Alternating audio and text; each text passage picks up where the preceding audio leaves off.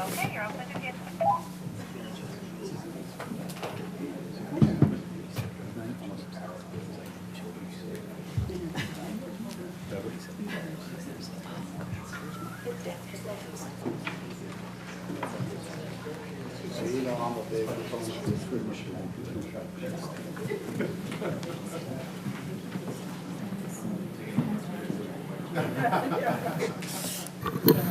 I'd like to welcome everybody to the Barnstable Town Council meeting. This is December 15th, 2022.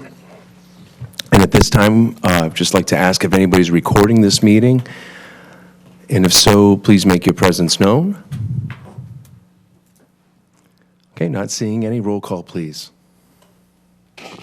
Counselors, Atzelis, Here. Clark, Here. Cohen, Here. Cusack, Here. Rep Grissetti, Present. Levesque, Here.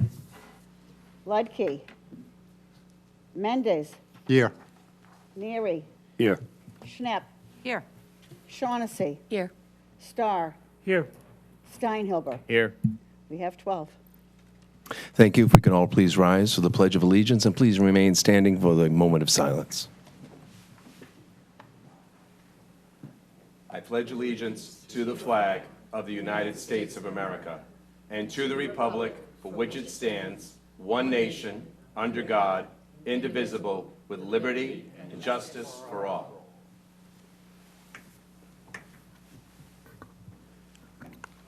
If we could keep in our thoughts and prayers at this time of year, there are many people who this time of year is not a joyous occasion, but a time of sadness, people who are alone, are homeless, but also just to recognize that there's necessary peace on earth. There's still the ongoing conflict in the Ukraine. Just want to continue to recognize that.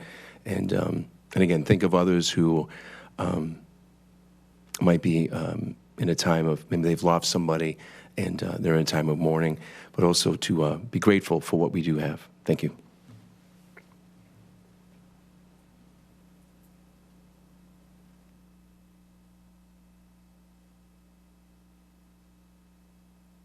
Thank you.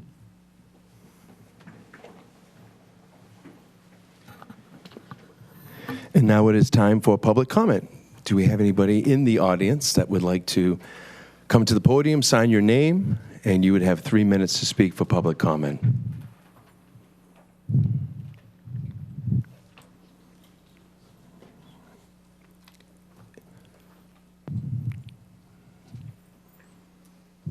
Hello again, my name is Lynn Rhodes. I am from Falmouth. Can you make sure that the microphone's on, that's all? The light's there. Just speak into the microphone so we can hear you too, please. Thank you. Hi, good evening. My name is Lynn Rhodes. I live in Falmouth. I am the treasurer for the Zion Union Heritage Museum, and I'm also the newly elected president of the NAACP of the Cape Cod branch. And I was here last month, and again, I wanted to reiterate my support and hope that you do offer funding for the Zion Union Heritage Museum. We have a lot of great plans that we're looking to engage the community and be an education force for people to understand the knowledge about what African American and non-white culture is here on Cape Cod. Thank you. Thank you.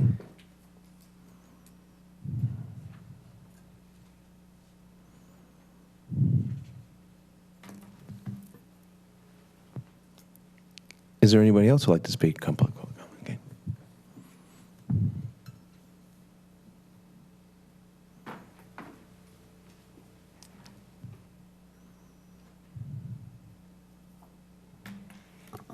Good evening, Renee King from the town of Centerville.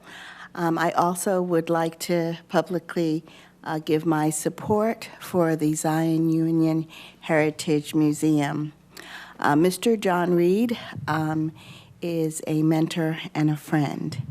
And when I think of the museum when it didn't exist, when it was just a concept, and I look at the good work of our community and the reality that it is a physical space, a space that has served our community in so many different ways. folks don't understand sometimes how many different ways that this museum, and you could say museum and cultural center, has helped our community, especially in times of need. Mr. Reed, on many occasions, when someone in our community that we lost wasn't able to provide a homecoming for that individual, Mr. Reed was there. And I am an advocate for our young people. That's where my passion spot is. And I can remember an individual that we lost way too young, and his family having no way to give that young man a homecoming. And I think of that place and what it did for not only that family, for the friends and our community. So when I think of the Zion Union Heritage Museum, I think of it as more than just a museum. I think of it as the fabric of our community. So when we look at bringing it, giving it a new life, the renovation that it desperately needs, I want you to think about the place and the role that it plays for our community. Thank you. Thank you, Ms. King. And just so you know, you can speak. If you don't want to speak during public comment in regard to the item, you don't have to speak now. There's a public hearing at the time of the item as well. Just so you know. Anybody else here for public comment? Anything via remote? Yes, thank you. We have Robin Joyce Miller. Robin, you may unmute. You have 3 minutes. I believe I'm unmuted. Hi, I'm Robin Joyce Miller, and I am an artist and resident artist and volunteer at Zion Union Heritage Museum. It's been a wonderful experience for me. I have learned so much about the Cape and people of color from being a part of the museum. I've been able to do a study. I've done a show on Coming Black to Cape Cod. I learned so much from John and Julia and all of the people who come in. And I think one of the most incredible things about the museum is what it offers for people around the country. Black people come to the Cape, especially looking for something Black. And when they come to our museum, they are thrilled. They bring something back with them. They're excited. They learn about the icons. They get to see Carl Lopes's work. I have some work. We talk about what's going on. They learn about Cape Verdeans. There's so much history there. And it's important to preserve the African American, especially on the Cape, where there aren't so many African Americans or people of color. And this is an important place that must be preserved and also developed. So I'm really here taking the time to say how important this is. Thank you. Thank you, Ms. Miller. Good to see you. There is no additional public comment at this time. Okay. Thank you, Director Poyant. And now it would be time for response to public comment. Looking to my left, is there any councilors like to respond? Anybody else to the right? Okay. All right. Not seeing any response to that, I would close the time for public comment and now move on to Town Manager Communications. Town Manager Mark Ells, please.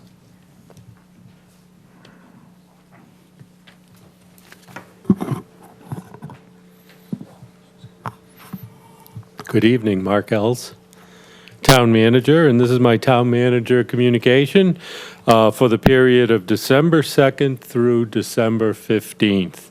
We'll begin with Brian Florence, Director of Inspectional Services, providing an update on our rental registration program.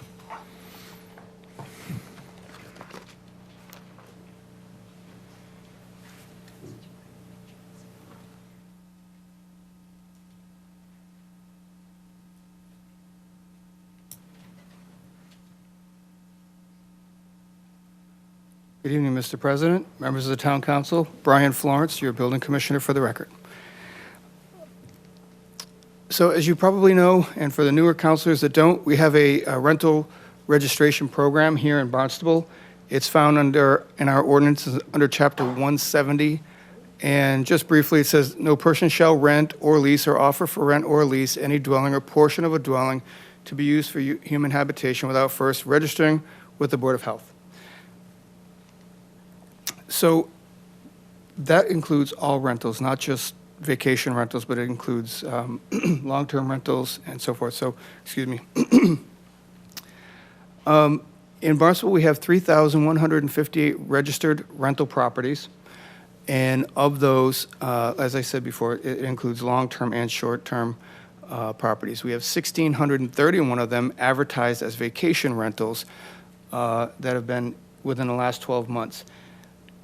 775 of those, or 50% of them, roughly have had documented stays. So of the 3,000, 1,600 of them are basically vacation rentals. And of those, 700 of them are registered at any given time. So they'll register 1,600, 1,700 over the course of the year, but they're not always advertising. They're not always occupied at any given time. At any given time, we usually have around 700 to 800 of them. With respect to compliance and registration, we have a 95.7% compliance rate, and that means that are registered. They may not be currently advertised, as I just said a moment ago, but we've got a really good compliance rate. Those first two bullets you see there, those are average year over year. With today, this year as 2022 as our data sample. As of December 7th, just taking a snapshot of that date, we had 778 vacation rentals advertised. 133 of those were non-compliant. 42 of those 133, though, have no documented stays, so they weren't in violation of anything. They're registered. Excuse me, they were registered, but they weren't registered with the town. Resulting in a 12.5% compliance rate. We've sent out 454 notices of violation for people who we found that weren't registered, and we let them know that they needed to register. Of those, we got 329 responses, and they did register. That gave us a 72% response to our notices. It's kind of hard to catch them sometimes. Like I said, they're registered one day, they're not the next. It's just, excuse me, they're advertising one day, they're not the next. So those numbers fluctuate incredibly, just from day to day, never mind week to week, month to month, and seasonal to seasonal. So that's why those numbers can be a little weird, but that's what we've got. Those are compliance maps. You can see the green, how saturated it is. That's, we're like I said, we've got a really good compliance rate, and then that's over the year. And again, over the year, we've got those non-compliant ones are in red. Our vacation rental trends, if this could go back to 2018, we didn't have the program in 2018, but if you went back to 2018 and zoomed out, this would basically be a flat line. We, generally speaking, have between 700 and 800, and that's what that data shows there. Those of you that are familiar with our rental hotline, well, those that aren't, we have a program that has a rental hotline, and people can call in when they have a complaint about a rental property. Again, this is all rental properties, not just vacation rentals. So we had 68 total complaints this year, 40 from phone calls and 28 through the web. Our complaint categories, noise, we had 28. That's our largest every year, year over year. This year is an anomaly. We have a neighborhood who's been upset at a neighbor for the past, well, before I got here. They just used different avenues for complaining before. Now they're using the hotline. So of the 28, 14 of those are against one property. I will say that we've been out to that property dozens and dozens of times and yet to find a real violation. So it's just people that are upset with each other, and this is actually a situation that's going to court. So 8 parking, 7 trash, 6 general, 2 trespassing, 2 unauthorized short-term rentals and 15 other, we classify them as other. Historically, we've had a CRM database, and you're going to see that that's changed recently, where the health department used to keep separate complaint registration for their complaints that came into them. They had 197 total complaints in that program, 37 overcrowding, and 160 substandard housing. Again, that's all rentals, not vacation. So how's that changed? Again, some of you may not know, we have a permit program, online permitting program that allows our citizens to register their rentals, apply for building permits, apply for beach stickers, dump stickers, those types of things online. Well, we've recently just moved the complaint process out of that CRM database over into our OpenGov program. So it's more convenient for our citizens. They can register and pay online. It's consistent, like with all permitting. If you log into your account on OpenGov, you can see which building permits you've pulled, which beach permits you've pulled, and all of your town business. So we wanted to bring our complaints into that program as well. We encourage our citizens that have rentals to register online at barnstablemass.viewpermitcloud.com, and happy to answer any questions.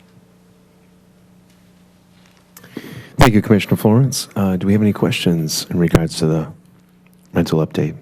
Councilor Cullen, please. Yes, thank you for the report.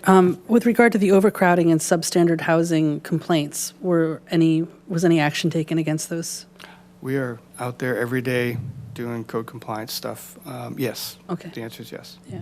And then could you just give the website that you said was different than what we saw on the screen here? It was Viewpoint, I think, for us. Yeah, what you see in red, www.barnstablema.viewpointcloud.com. Okay. That is where you register for all Thank rentals you. in Barnstable. And I did stammer, thank you. I would like to introduce, if you haven't already met him, Jeff Carter. He's our Deputy Director, and he does a lot of work here on this program. So just want to thank him for being here tonight. Welcome.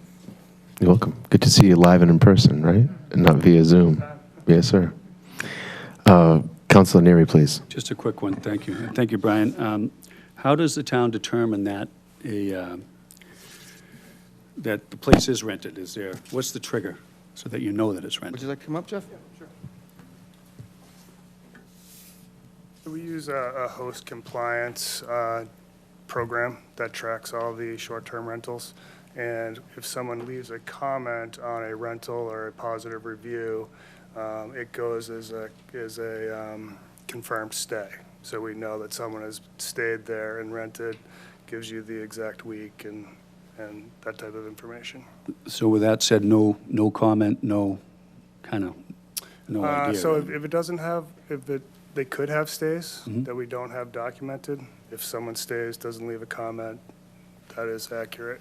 And I assume it's tracking like Airbnb, HomeAway, that whole There's bit. something like 87, I think, Yeah. between 80 and 90 sites that they track. And you might be able to pick it up maybe on the calendar or something to that effect. That shows that it was open today, suddenly not open tomorrow. We don't have that much ability to look at closed dates on certain properties and what properties were booked at certain times. Really, the documented stays is just tracked by comments and reviews. We would need an army of people to do what you're saying. I understand what you're saying. You're asking if you could go on the Airbnb, for example, and look at the calendar of open dates. Correct. But there's 80 websites with this, so, I mean, we would need literally an army of people to do that. I just was curious whether the software actually picks that up. That's what my thought was. I don't know if they actually have the access to people's personal calendars. They only are allowed to extract a certain amount of data from the sites. Those sites, they publish the calendars kind of openly, so I kind of figured maybe there was a way to I look thought at the same thing, but I asked host compliance, if they could pull that information out, and they said, no, they don't have, they would need the same thing. They have an algorithm that goes through and trolls the internet Commissioner Florence, can you speak in the microphone just for the They have purpose an of the algorithm website that and the trolls the television? internet, but it doesn't, that's not a feature that they have. Thank you. Sorry, Mr. President. That's okay. Councilor Cullum had a follow-up? Yes, just a quick question. You know, the short-term rental complaints is always a hot-button issue. So another question I have is, are there other complaints going through Barnstable Police Department that you don't capture with your data? Is that a possibility? Like, are we getting the full sum of complaints here? That's a good question. We just did recently, we're still working through the data right now. We did get a cross-reference from the PD. When did we do that, last week? We got some results back last week, but there's quite a few calls and there's quite a few. So we get certain, like if it's at an apartment complex and there's a complaint, we know that they were at that apartment complex, but we don't know if it was actually at a rental that's registered. So it's not 100%. Or if there's a motor vehicle accident and that address is the closest reference point that'll show up in the police database, but it's not. So when you receive, if follow-up, just one more, when you receive a complaint, do you notify BPD? Like, I'm trying to synthesize the material so that we have actual numbers about, and follow-up from BPD if necessary on, it's just such a big issue in the community. Everybody's concerned about it, so I just wanted to ask. Yeah, if you look at our complaints year over year, they're not get on the phone and call a PD right now complaints. Right. They're, somebody's parking in the street, and they've got 10 cars in their yard. Right. There's noise complaints, but the noise complaints the PD generally do get. Okay, thank you. Thank you, Councilor Cullum. Councilor Atzeles, please. And if this was covered in a previous slide, I was paying attention, but does the software differentiate if the complaints are coming from short-term rentals or longer-term rentals? I know that, I'm just curious if that, It tracks the property, and then we can look, we ask the question if you're under 31 days or over 31 days. It's kind of the state definition of a short-term rental. So we can kind of extract the data. It's not 100%, but we can tell if it's an active advertised property, and we can tell kind of where it originates. quick follow-up.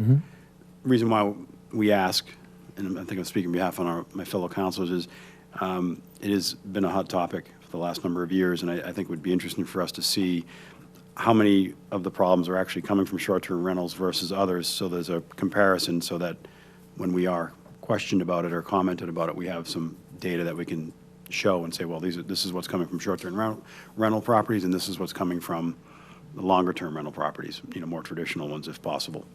Yeah, we are working on that, Councilor Atzeles. Our issue is, like I said, trying to compare the PD's data to ours it can be a little awkward. So we're working on that, though. Okay, so that's great. No, I'm glad you are. So it sounds like it's coming at some point. That's great. Thank you. Just for a quick conversation piece, Assistant Town Manager Andy Clyburn, do you have any input on that?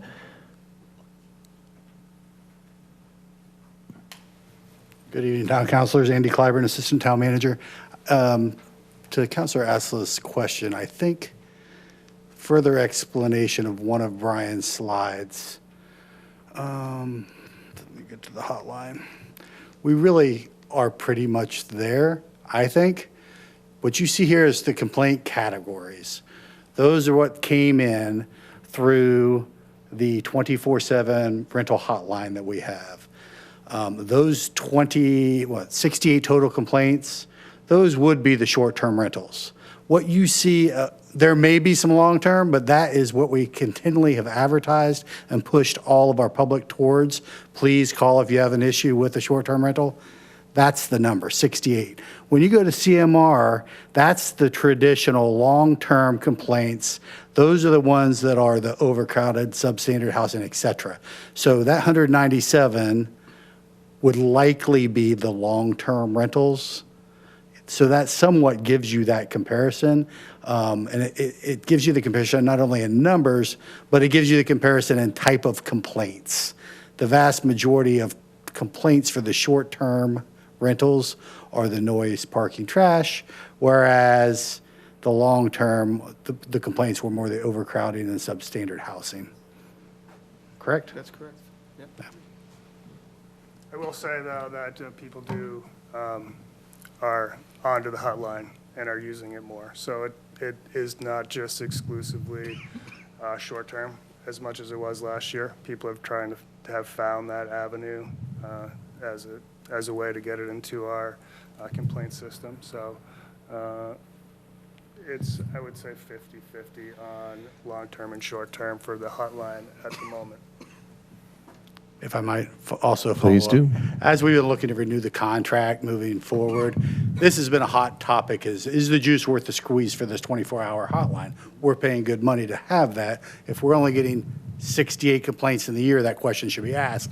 So we're actually looking to expand it, and Jeff's done a good job with the entire rental program, but Commissioner Florence and I, we've had discussions, and I think probably not this year, but years moving forward, we may actually look to shift that out of host compliance and have a similar type complaint hotline where it would not only be rentals, but it could be complaints that you don't want to call 911 for. We have that advertised non-emergent police line. Perhaps we could have some sort of, is it 311 some municipalities use? A 311 line where we would do direct all of those to make better use of the hotline. So. And so just to reiterate too, 68 total complaints, 14 of those are noise complaints of one property, correct? Yes, sir. Right, so that reduces the properties down into the 50s possibly. Very, very few complaints about short-term rentals. Right, thank you. Yes. Council Atzelis. And that 14 at that one property, is that a short-term rental property or is that a longer-term rental property, if you can That's say? a short-term rental. Okay. Council Clark has your hand up. Thank you very much, President Levesque, and thank you for your presentation. First of all, will that PowerPoint presentation be on the town manager's website? Thank you. That's got Absolutely. good data. Thank you. And secondly, we talked about the hotline. And to Councillor Cullum's point, are there other avenues of complaints that get synthesized, like people complain to your office via email or a regular phone number to your commissioner's office? If I might, on the website, this is both a phone line and a Email address? and an email-driven, yeah. So of those 68 complaints, 40 were actually called up. We have the database, it's recorded, you can go in and listen to the complaint. And then the other 21 were received through the web. So yes, you can do either. My point is, what if somebody made a phone call to Jeff or an email to Jeff, and does that get routed to that data? It's a great question. So if you see the CMR database, which is the health internal database that they use for their complaints, those are all the phone calls that come straight to the office.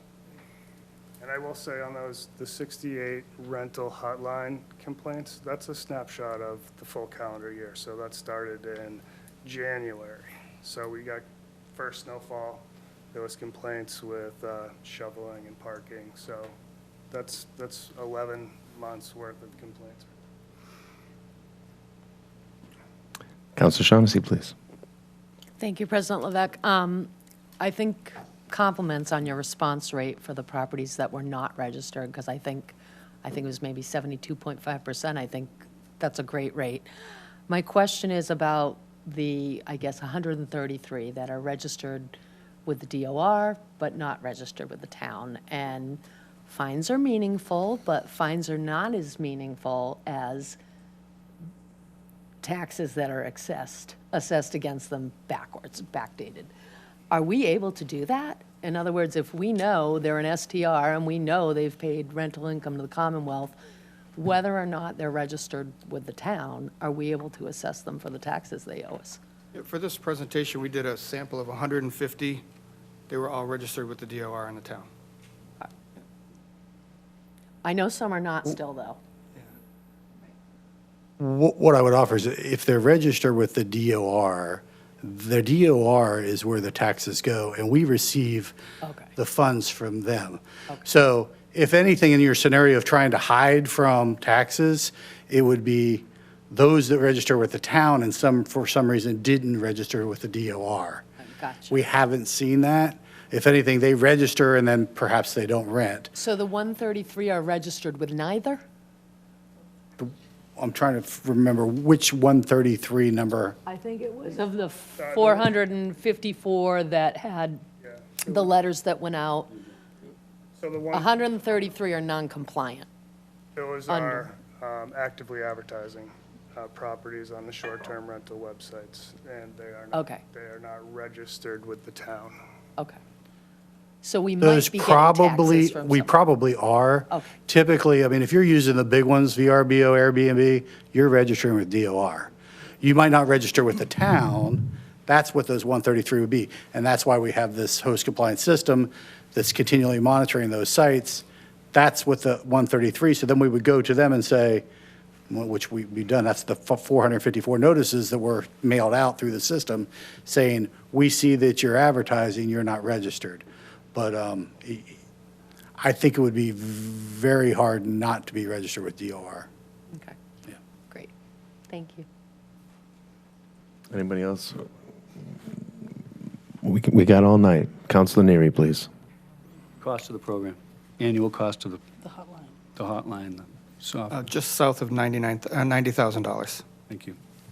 Counselor Collins, please. Thank you. Is that for the hotline? What does the hotline cost? It's for the whole program. Whole program. The hotline, I don't have that broken out, but I can get that information for you. It's probably like $5 per unit. Every module that they have, it has a fee per unit, so. So that would be $5 per 3,158 registered? 1,631. Oh, 1,600, okay. Yeah, Just vacation rentals. yeah. Okay, for the hotline. All right, thank you. And if I may, Counselor Atzelis, that one property that received the 14 calls, before it was a short-term rental, we had dozens and dozens, in the hundreds of calls against that property before that gentleman moved out of that neighborhood finally.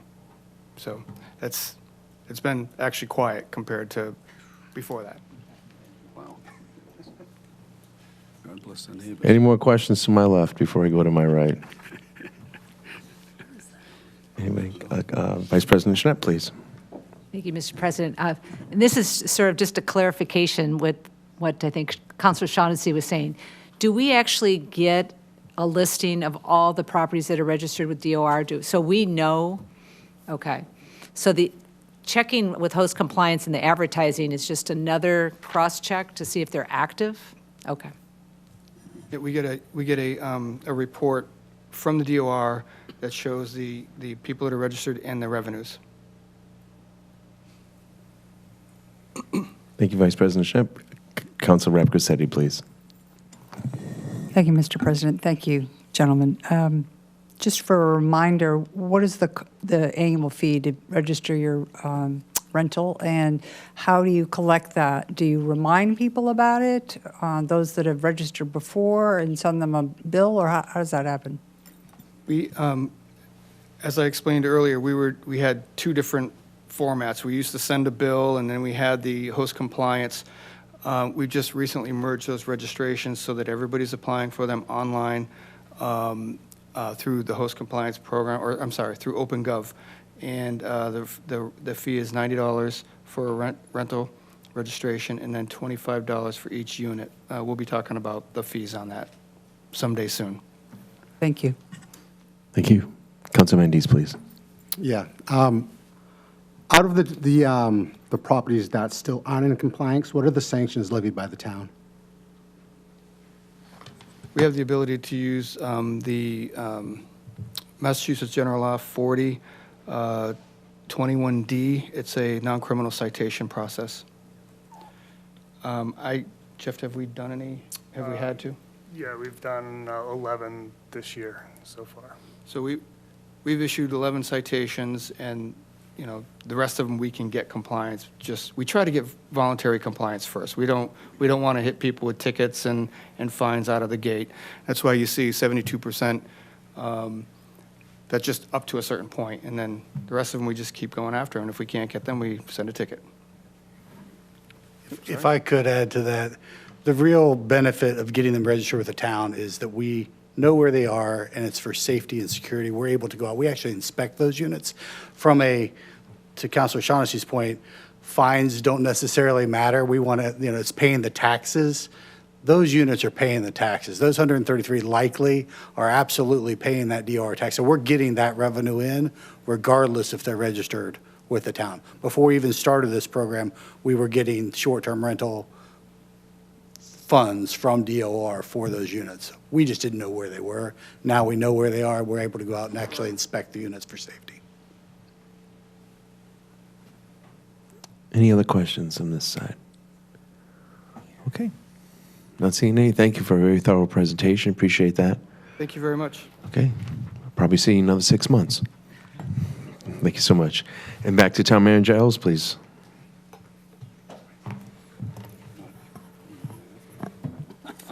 Good evening again. Mark Ells, Town Manager.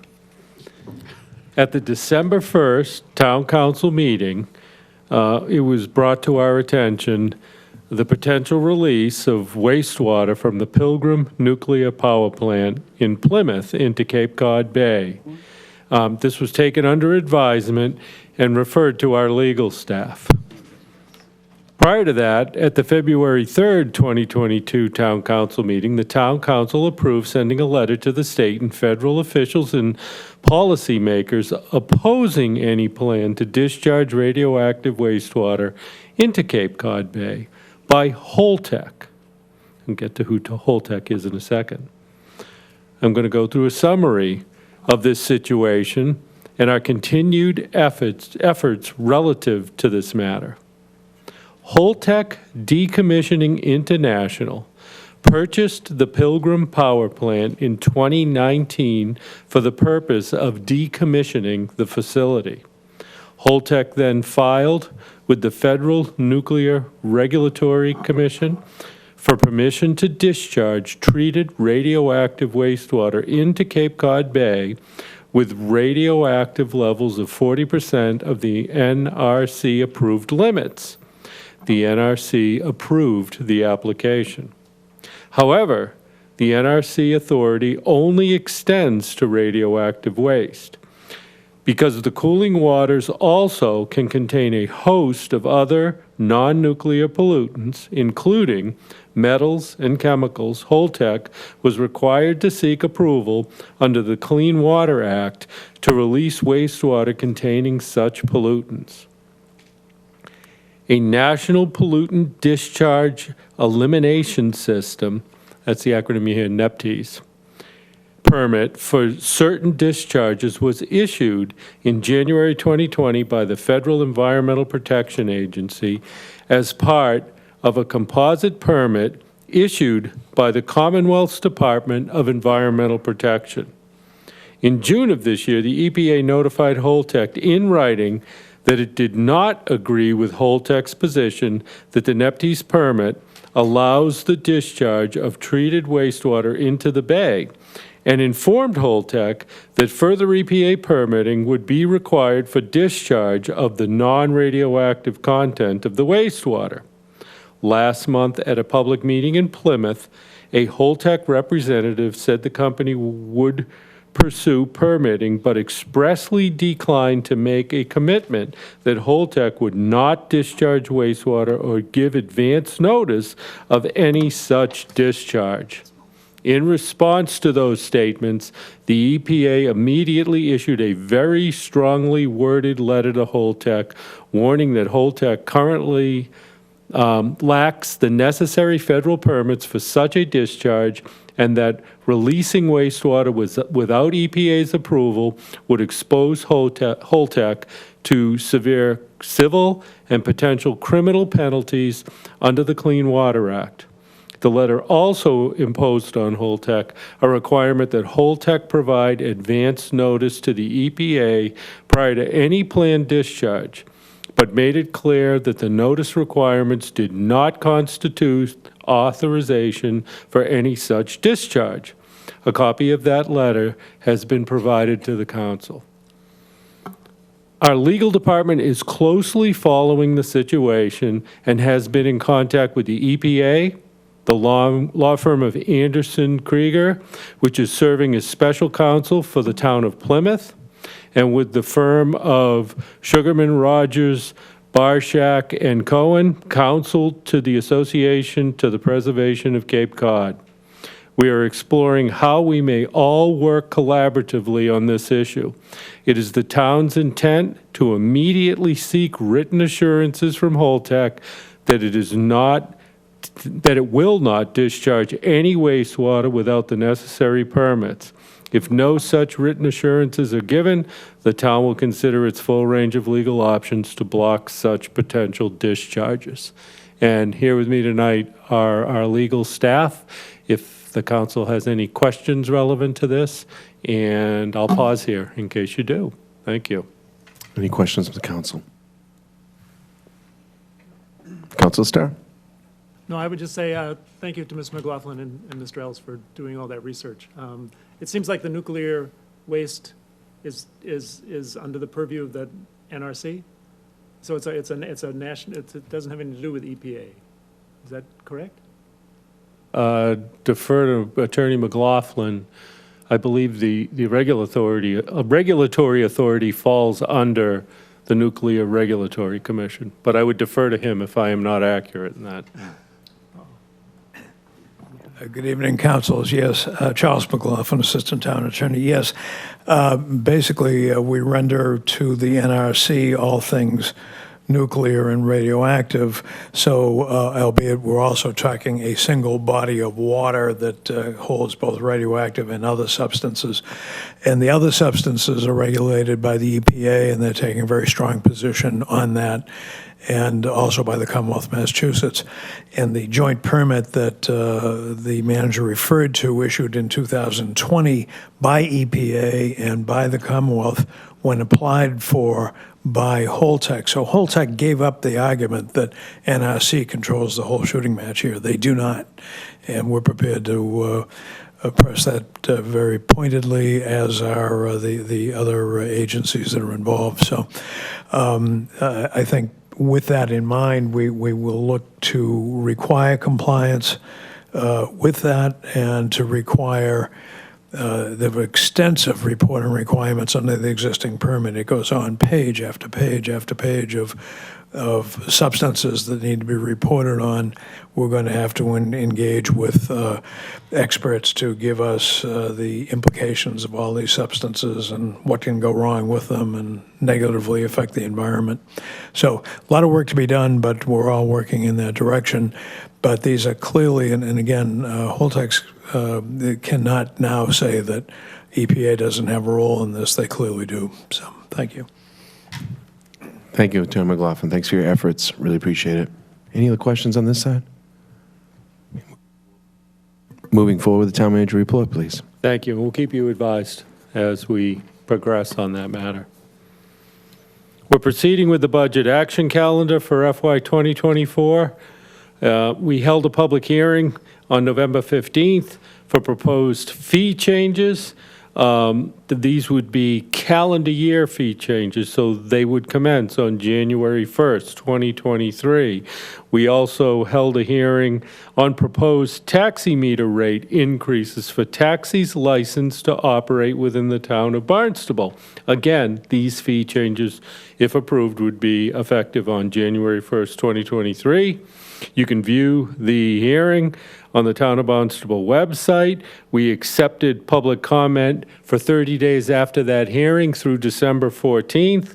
We did receive comment. We've taken it under advisement, and I expect that by December 21st, I will either approve the fees as proposed, approve modified less than proposed, or not approved, and therefore they will remain as they are right now. So by the 21st, I'll make that decision as to how to proceed. Obviously, January 1st is right around the corner. The town of Barnstable received a $1 million grant from the Seaport Economic Council on Tuesday, December 13th, for the Bismore Park Bulkhead Replacement Project. Seaport Council helps each of the 78 Massachusetts coastal communities use their unique assets to grow the economy, create jobs, and prepare for the impacts of climate change. Our project successfully met all the criteria, and I want to thank our staff for their efforts to secure this grant. The town of Barnstable has been provided notice that Eversource has applied for a vegetation management plan. Pursuant to the right-of-way management regulations, in order to apply pesticides to control vegetation to maintain right-of-ways, the Massachusetts Department of Agricultural Resources must approve a vegetation management plan and a yearly operational plan. The vegetation management plan is referred to as the VMP. The VMP is intended to justify the need to control vegetation, identify target vegetation, describe the intended methods of control, describe methods of identifying sensitive areas, describe operational guidelines for applicators, outline a program of integrated pest management designed to reduce the use of herbicides, and describe alternative land use activities.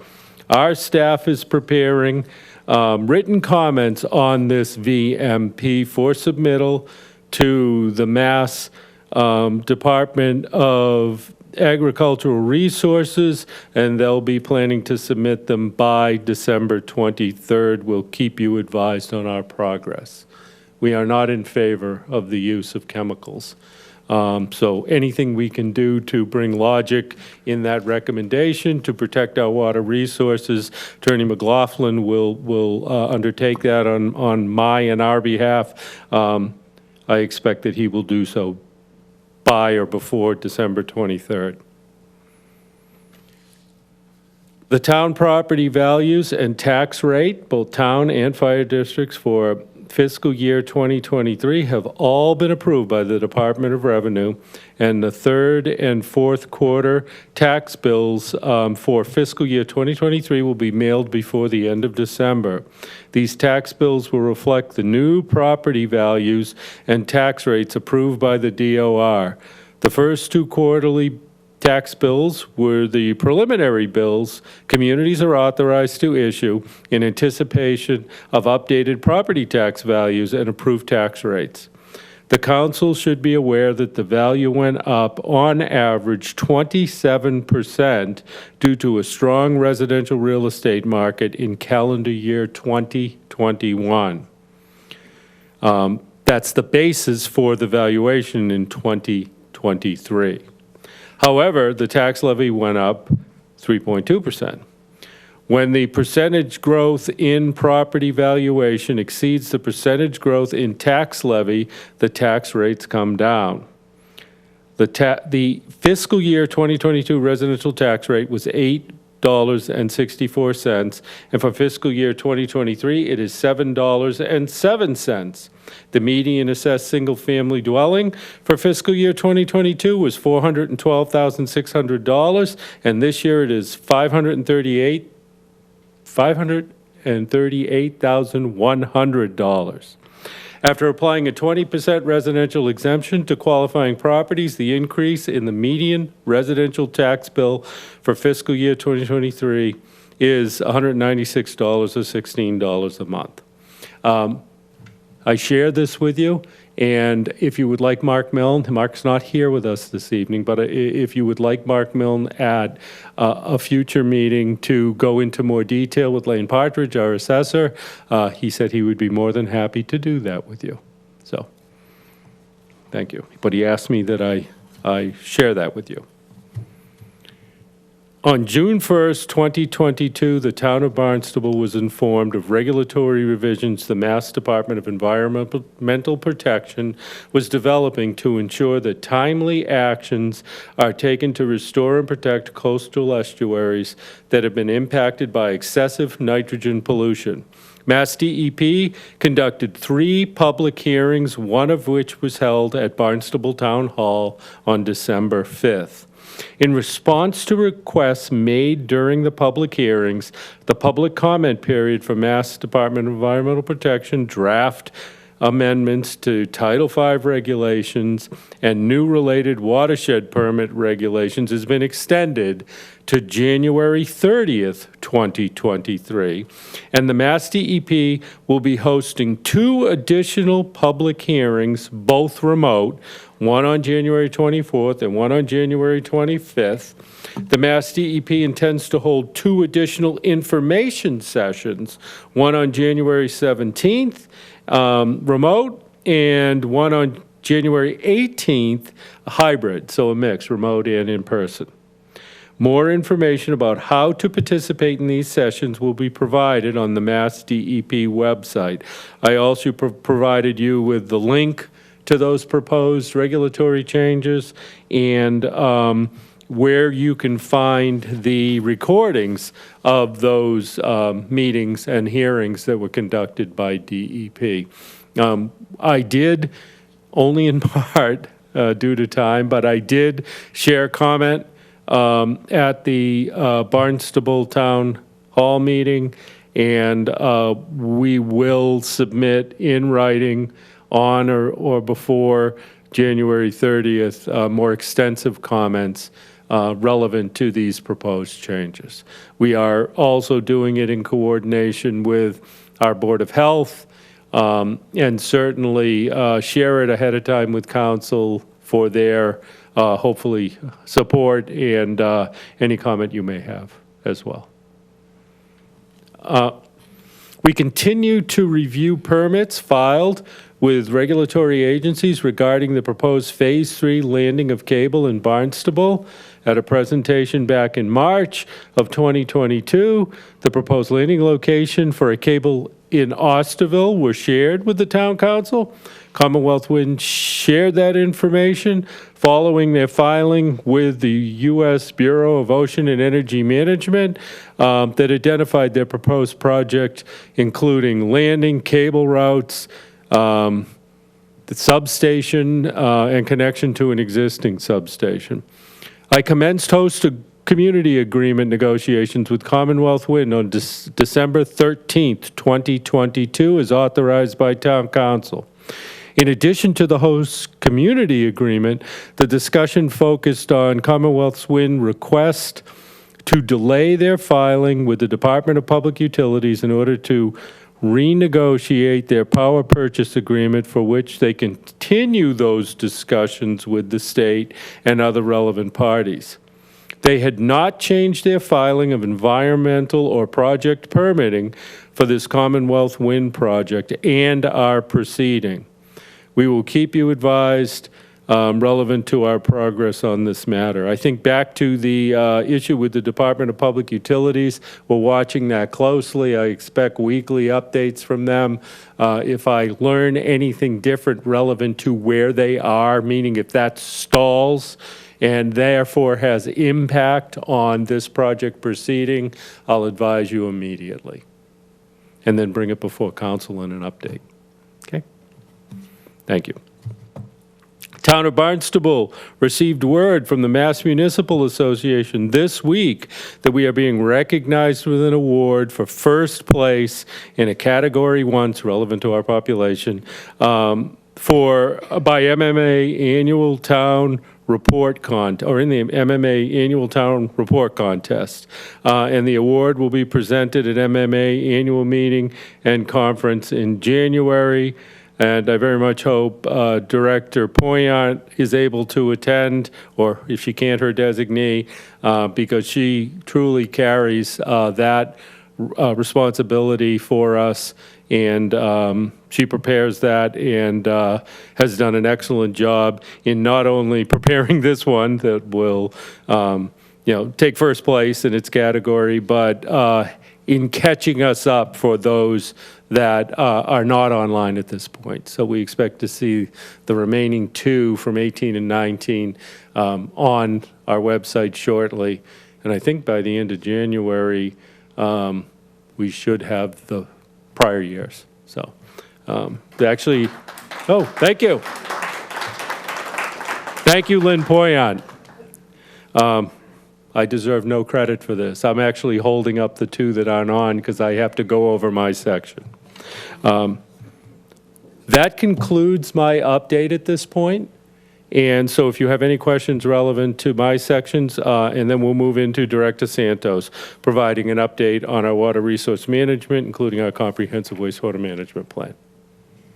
Thank you. Well, before Town Manager Ells leaves the podium, and we have questions for Town Manager Ells, or comments in regards to Town Manager's report. Councilor Clark. Yes, thank you very much, Town Manager Ellis, for this comprehensive report. And thanks for making a stand against the use of chemicals joining the other towns. I know that that's been a concern for our water quality integrity. Appreciate that. Thank you, Councilor Clark. Any other questions? Just wanted to say congratulations to the staff in regards to the $1 million award, in regards to the seaport. That's great, and it's will go a lot to improving and helping our ecosystem and blue economy there in Hyannis Harbor. And also, once the letter is written to in regards to Eversource for their VMP application, just wondering if you could just forward that to the council, just because it'll happen before the holiday, and with our assistant being on vacation, if you could just email that directly to every council member, that would be helpful. And again, congratulations to Director Poyant for the MMA award, and your staff. Really appreciate all your efforts. And also, in regards to the comment, if there's any comment as well within the next couple of weeks in regards to the DEP regulations, if that could be just directly emailed to the entire council, that would be helpful. Yes, I will. I'll ask Attorney McLaughlin. You got that message correct, sir? Relevant. Thank you. And on the DEP, I'll make sure that occurs. That'll probably be coming off my desk. Excellent. Thank you very much. Okay. Appreciate that. And I think that's it. Thank you, Director Thank you. Santos.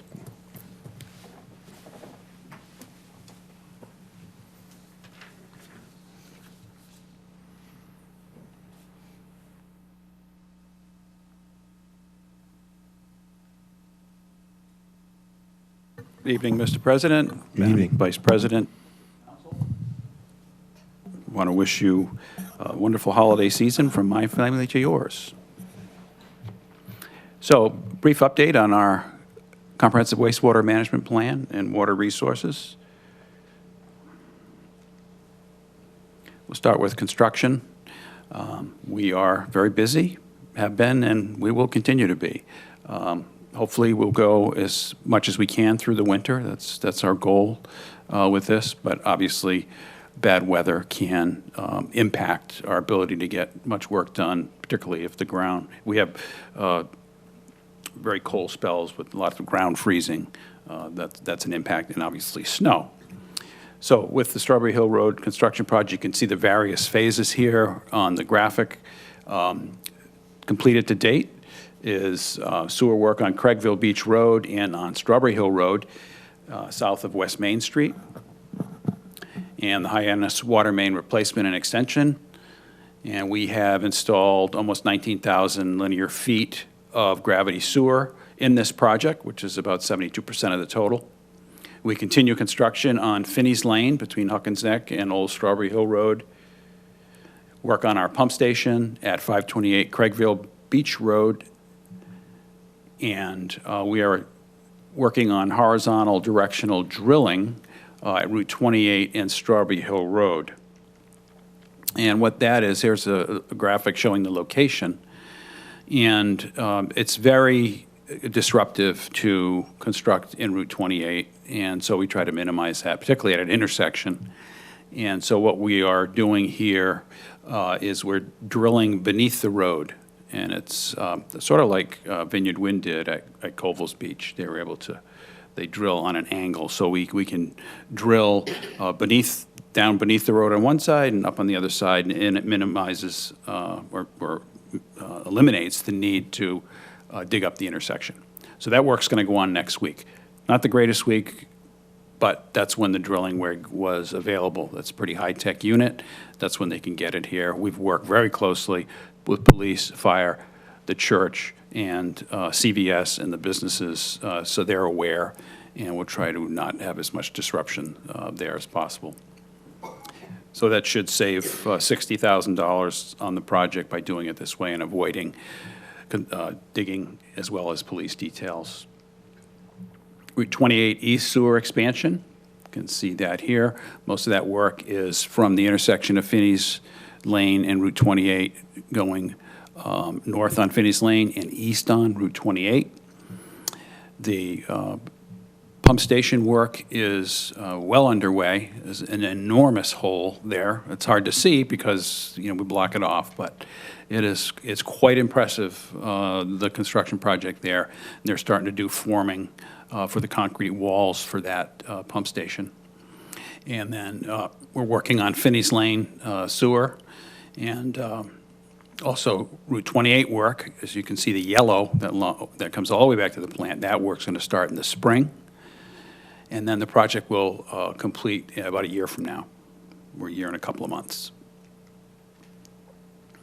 Vineyard Wind project, they are on schedule for completion in the spring. That's the installation of their duct bank as well as all the road work and the work at Covell's Beach. What they have ongoing now is they continue duct bank and water main work on Strawberry Hill Road. They are doing construction or work at Covell's Beach parking lot. That will be continue into the spring. We'll be out of there by the time we need that parking lot and the beach for the season. And that what they are basically doing now is they're pulling wires into the duct bank, which was installed without wires. And so they pull from manhole to manhole to get that wire all the way from Covell's Beach up to the substation in Independence Park. The work on the roadways, they recently paved, put a base coat of paving on Craigville Beach Road to improve that situation, which was pretty dire. The final paving there will be done in the spring. A couple of reasons. We'd like it to settle, but also because the asphalt plant's closed this time of year and we can't really get asphalt. Strawberry Hill Road, Addicks Lane, and Craigville Beach Road top coat will be done in the spring, and then in the fall will be Finney's Lane and Waquacket Lane. Water pollution control facility projects, several ongoing there, are nitrogen removal and headworks. The headworks is where wastewater comes into the treatment plant. We are now drafting the request for proposals to select a designer for that project, and that construction will start in fiscal year '25, about a 2-year design process for that. We continue with our effluent disposal evaluation. We have a consultant working with us on that. That's coming along quite nicely, and I should be able to have some results to you in the next couple of months. Internally, we'll vet it, work with the manager, and then get it to you all. But I think we're optimistic about opportunities for effluent disposal and addressing the groundwater mounding concern in the area of the treatment plant. So that's good news. Solids processing facility. Solids processing facility is where we bring septage into the plant. We accept a lot of septage, which comes from septic tanks. It's actually a significant form of revenue for us, and we have reconstructed that facility, and that work is ongoing. And then finally, we have to do a facility study every 5 years as a requirement of our permit with DEP, and that work is ongoing. For design projects, Park City Wind, which is basically the phase 2 of wind project, but Park City Wind Route Sewer Expansion, we have designed, or the designer has been selected at Stantec. That was the same designer that did the last project, doing both the duct bank as well as the sewer. And we are meeting with them regularly, in fact weekly, to coordinate work. We're continuing to work out the legal details on the pump station to be located in Mothers Park Road and the associated intersection modifications at Finney's Lane there. And this project is going to have 6 pump stations along its route from south to north. They're not located there, but along that route, including the one at Mothers Park. And probably on 3 of those sites, they will be not on town property, and we will be working with private landowners in negotiating easements or acquisitions for those locations. That construction is anticipated to start in the fall, winter of 2023. The Route 28 West sewer expansion, this goes from the Finney's Lane pump station at Finney's and 28 west out to Route 149, and this is really the major part of what we call our backbone to get sewer out to the western part of the community. And then when that's completed, we'll move north and south and grow the system to collect from the residential neighborhoods.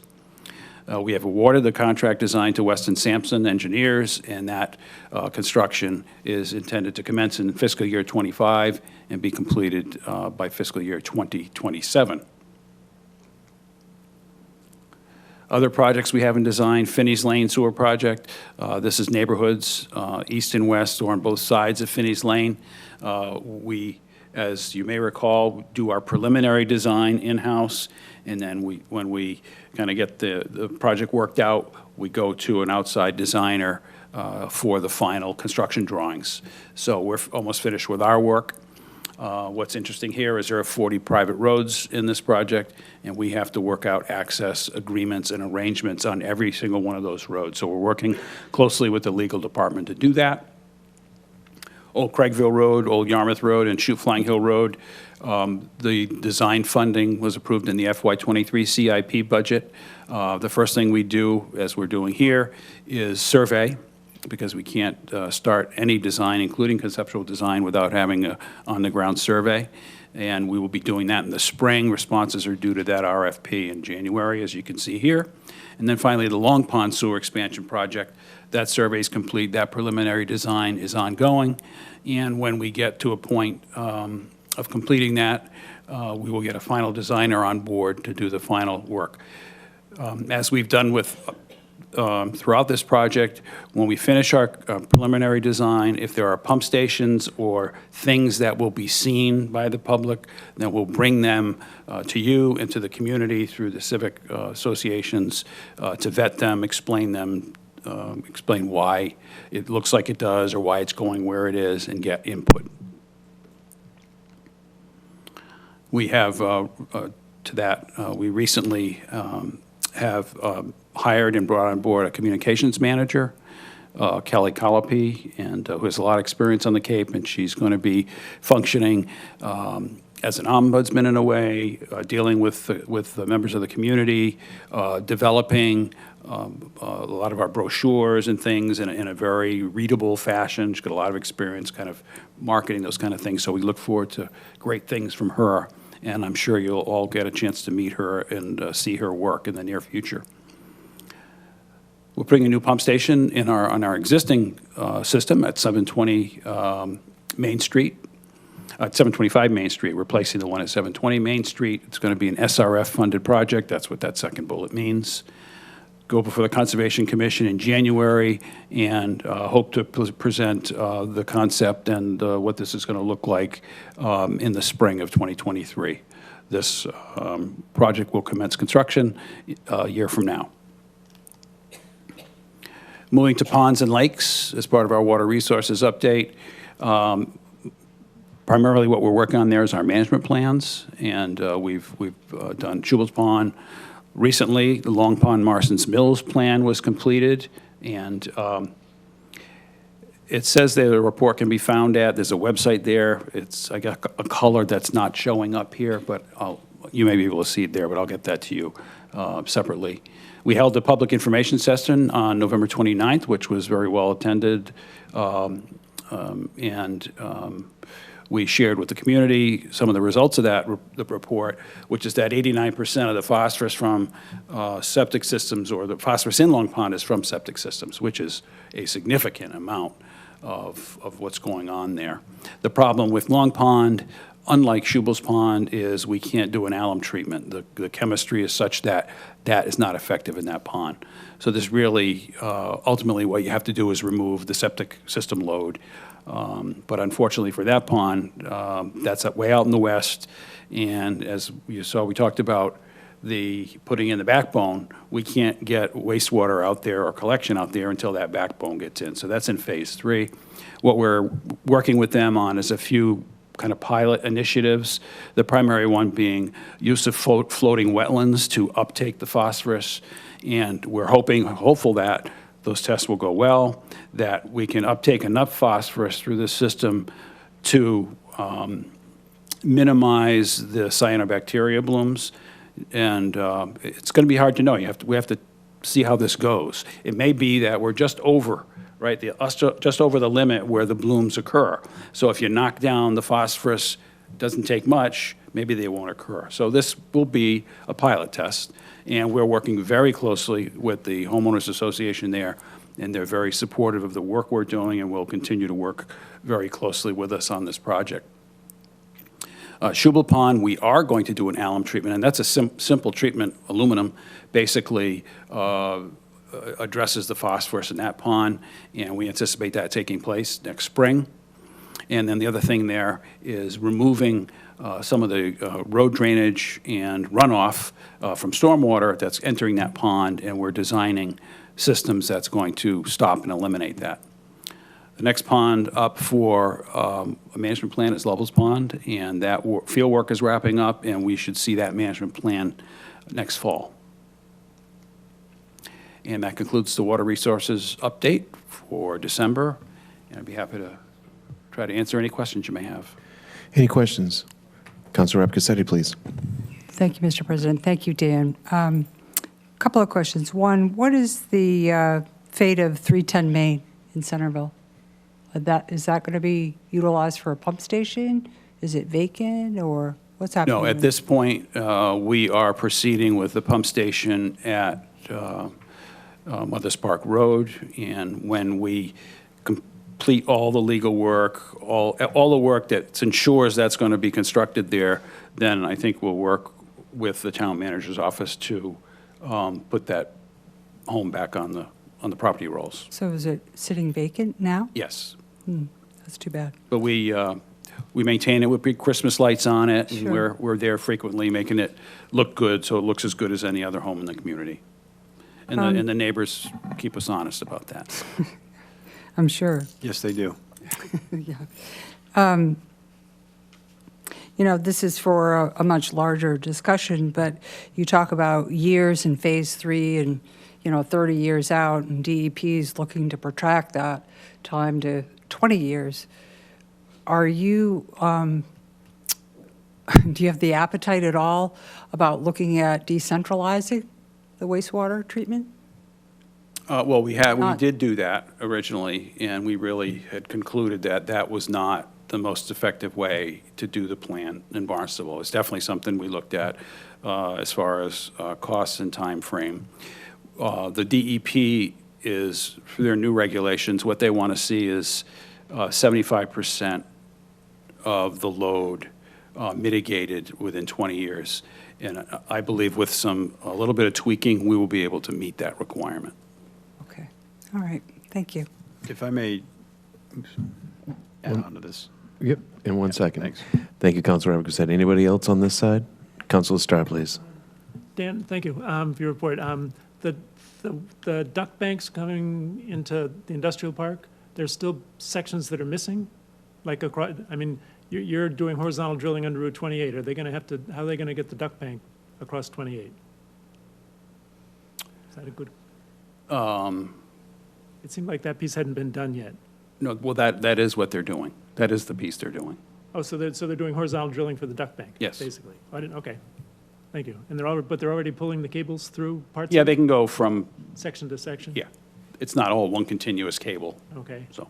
And the duck banks, when they come under the beach and land in the parking lot, those are watertight Yes. cement containers that? Oh, yes, yep. They're not going to, if we get a 1938 hurricane, they're not going to pop out of the ground or something, No, Okay. no. Thanks. That was quite the hurricane, though. I did, two other things I wanted to mention that I just Please. thought of. One is, and I know frequently you ask about JBCC, and as soon as Jessica put her hand up, I thought, I forgot that. You were ready. Yes. So Converge is our partner there, and they have taken over the operation of the water and wastewater there, and that seems to be going well. Our role at this point is really just monitoring as far as the permitting the expansion of that treatment plant there, as well as the disposal. So we're working with the neighboring communities. Sandwich had put in for a grant for the 5 communities to look at disposal options, because they can't expand that plant unless they can get rid of the effluent. It's the same problem we have. And right now, they're limited with the existing plant. There's some room for growth, but they need to be able to permit additional effluent disposal there. So that's going to be the big push in the near future. Given what we're finding out with our studies, I think it's less and less likely that we're going to be moving in that direction. It's obviously a last resort, and it has been right from the start, because it's very, very expensive to pump effluent 20 miles to a facility on the base. It's just very expensive. So any solution in town is going to be better than that. But as you know, at the time, we wanted to make sure we kept our options open, and we had at least some option if it wasn't going to work out in town. So, but I'm optimistic about that. And then Councilor Lutke's not here, but she had brought to my attention that people were asking about the depth of the sewer, particularly on Strawberry Hill Road, and people connecting that because the sewer main was so deep, it might be costly for homeowners to have to connect if they have to go down, 12 feet. They have to have a contractor that can, excuse me, that has a trench box, and not all the contractors have that. So what we have done is we're looking at basically getting a price to bring those service connections up where it makes sense. Now, for some properties, every property is different, as we've talked about, because of the topography, where the sewer comes out of their homes. So being deep is good in a gravity system, because if it's very deep, then all the properties can connect through gravity. If you can't connect through gravity, you have to put a grinder pump, which is basically you have to pump wastewater up to the system, and it's not really a desirable way to do it, and we want to minimize the number of grinder pumps. So by having it deep, that's a good thing. And so what we're going to do is we're going to put in risers such that each property has the ability to tie in where it makes the most sense for them. So we're getting prices on that, and we're going to continue. She asked me to just let everyone know that we were heading in that direction in case you had gotten any questions about that. But it's the way it was designed. It's just a field change now based on the information we're getting and the input we're getting from the community. So sorry I forgot to mention those things. Thank you. Vice President Schnapp, you have a question? Yes, thank you, Mr. President. Thank you, Dan, for your report. I just wanted to give an appreciation to you and your staff for the work you've been doing on the ponds. I mean, really great work, and being very open-minded on different solutions. Do you anticipate if the floating islands is going to be piloted, that would be as soon as this year? It's possible. It really depends on the regulatory agencies and whether how long that permitting process is going to be. So, but we're going to start as soon as possible. Okay. Talking to them. All right. If we can do it, yes. All right, thank you. Councilor Atzles. So since it was brought up, 310 Main Street, so since I came on the council, I will say that Dan's staff, particularly Griffin Bowden and Paul Rosell, have done a great job of updating me as the process has moved forward. I'm not going to go into all the detail because Dan knows as well as I do, if not probably better, how much they have to go through to get this new location secured. But as I'm receiving updates from Griffin and Paul, that's been shared with the residents in Precinct 4 through the civic associations, through direct emails and phone calls when people inquire about it. We have set the expectation, based on what I've been told by Griffin most recently, is that we'll be prepared to give another public update aiming for the first of the year. So there'll be more details about that as things progress, and I know it's a daily issue you guys are working on, and I know there's a lot going on with it, so I just want to add to that for those that are listening. Thank you. Thank you, Councilor Atzles. Councilor Cullen, please. Yes, awesome. I'm happy to hear about the ombudsman. That will help a lot, I think, with the community and understanding these massive projects. It's a very comprehensive and huge report you gave in 10 minutes or less, or 15 or whatever it was. There's a lot going on, and I have to say that I agree with Councilor Schnepp that the focus on the ponds is extremely important. We always talk about our estuaries and our blue economy, but in people's backyards, it's important that they can enjoy those too. So I think that's a really a great thing that you're doing with that. I also wanted to point out that, you mentioned that you're speaking to CVS and other businesses there. Cape Cod Package could use a phone call about how Finney's Lane is closed, what hours it will be closed. The busiest day of the year, one of them next to 4th of July, is the day before Thanksgiving, and they got skunked because the road was closed, and they lost a lot of business that day. So if someone could give a shout over to them and talk to them about what's coming up for the holiday, because this is the next big holiday before it's 3 months of no business. Absolutely. I'll make sure they do it tomorrow. Yeah, that would be fantastic no because, problem. you know, they're a good community member. I don't know if everyone's aware of what they do, but they do constant cleanups of, 50 ml bottles. They are a really good community partner in a lot of ways. They're very responsible people. So I just wanted to put that plug out there. Thank you. Thank you, Council Cullum. Council Clark, please. Thank you very much, President Levesque, and thank you very much to you and your staff for that, for all that heavy lifting that you're doing in our town to get us our cleaner waters. What is the primary basic difference between, I believe it was Long Pond and Schubel's Pond, that makes one receptive to alum treatment and the other one not? It's really the conditions in the bottom layer of the pond. So in Long Pond, it kind of holds the phosphorus more so than in Schubel's Pond. It's not my area of expertise, and I can have Amber discuss it with you or share it more with you. But it's really the condition of the bottom. One holds the phosphorus, the other one lets it loose, and if it does that, then the alum will be effective on grabbing that and basically making it inert. Any other questions? Thank you, Director Santos. And I'm looking forward to the effluent disposal recommendations. And I know that's a lot of concern about a lot of citizens of just that. Can the plant handle the water coming in, and then where does it go after the fact? So that'll be great. So thanks very much. Look forward to that. Appreciate all your hard work. Thank you. Yeah, I'm gonna add a little if the president of the council will allow me to. Absolutely. Town Manager Ells, please. Thank you, Mark Ells, Town Manager. In addition, as part of Dan's CWMP update, I've been speaking with the President of the Council, and I expect in the first quarter of 2023 that we will come back before you to have a discussion of financing. And Mark Milne will give an update because we do have some decision points to make as we on the municipal budget preparation side move forward with the 24 and 25 budget. We really look at them in 2-year windows. Secondly, I think it's probably important that you know this.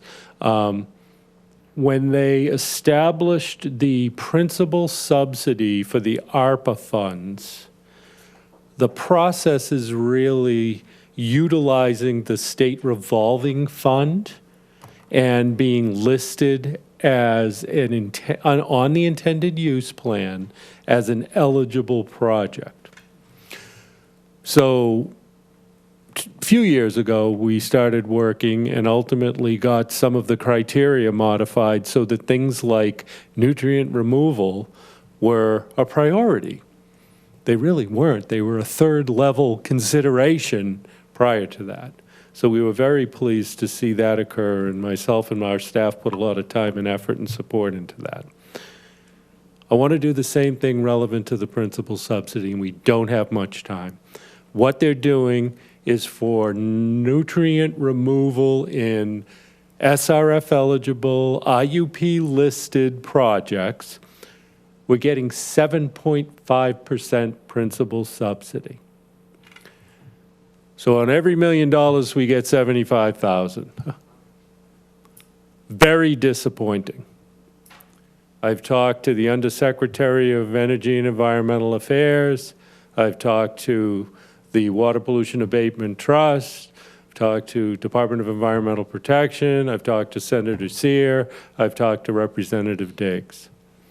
To give you a comparison, things like combined sewer overflows, which is when your sewers and your drainage combine, it's really not supposed to be that way, they get a 20% principal subsidy. what I want to, and what I'm writing up for Senator Sear and Representative Diggs is kind of a position paper to ask for 20% for nitrogen removal. You know, initially when we heard about the ARPA funds, there were billions of dollars, $1 billion coming in for wastewater. And of that, you know, you heard the governor try to put in $200 million into an economic development bill that did not proceed. We ended up getting 7.5% principal subsidy if we are listed. Very disappointing, given the billions of dollars Cape Cod needs to invest in this infrastructure. I draw your attention to that matter because I am proceeding with this. I hope we're successful in getting consideration.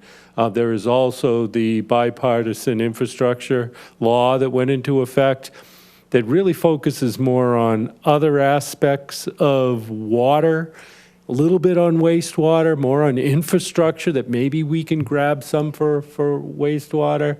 Not as strong as what the ARPA funds allow, but we're going to try for both. So I just want to let you know that.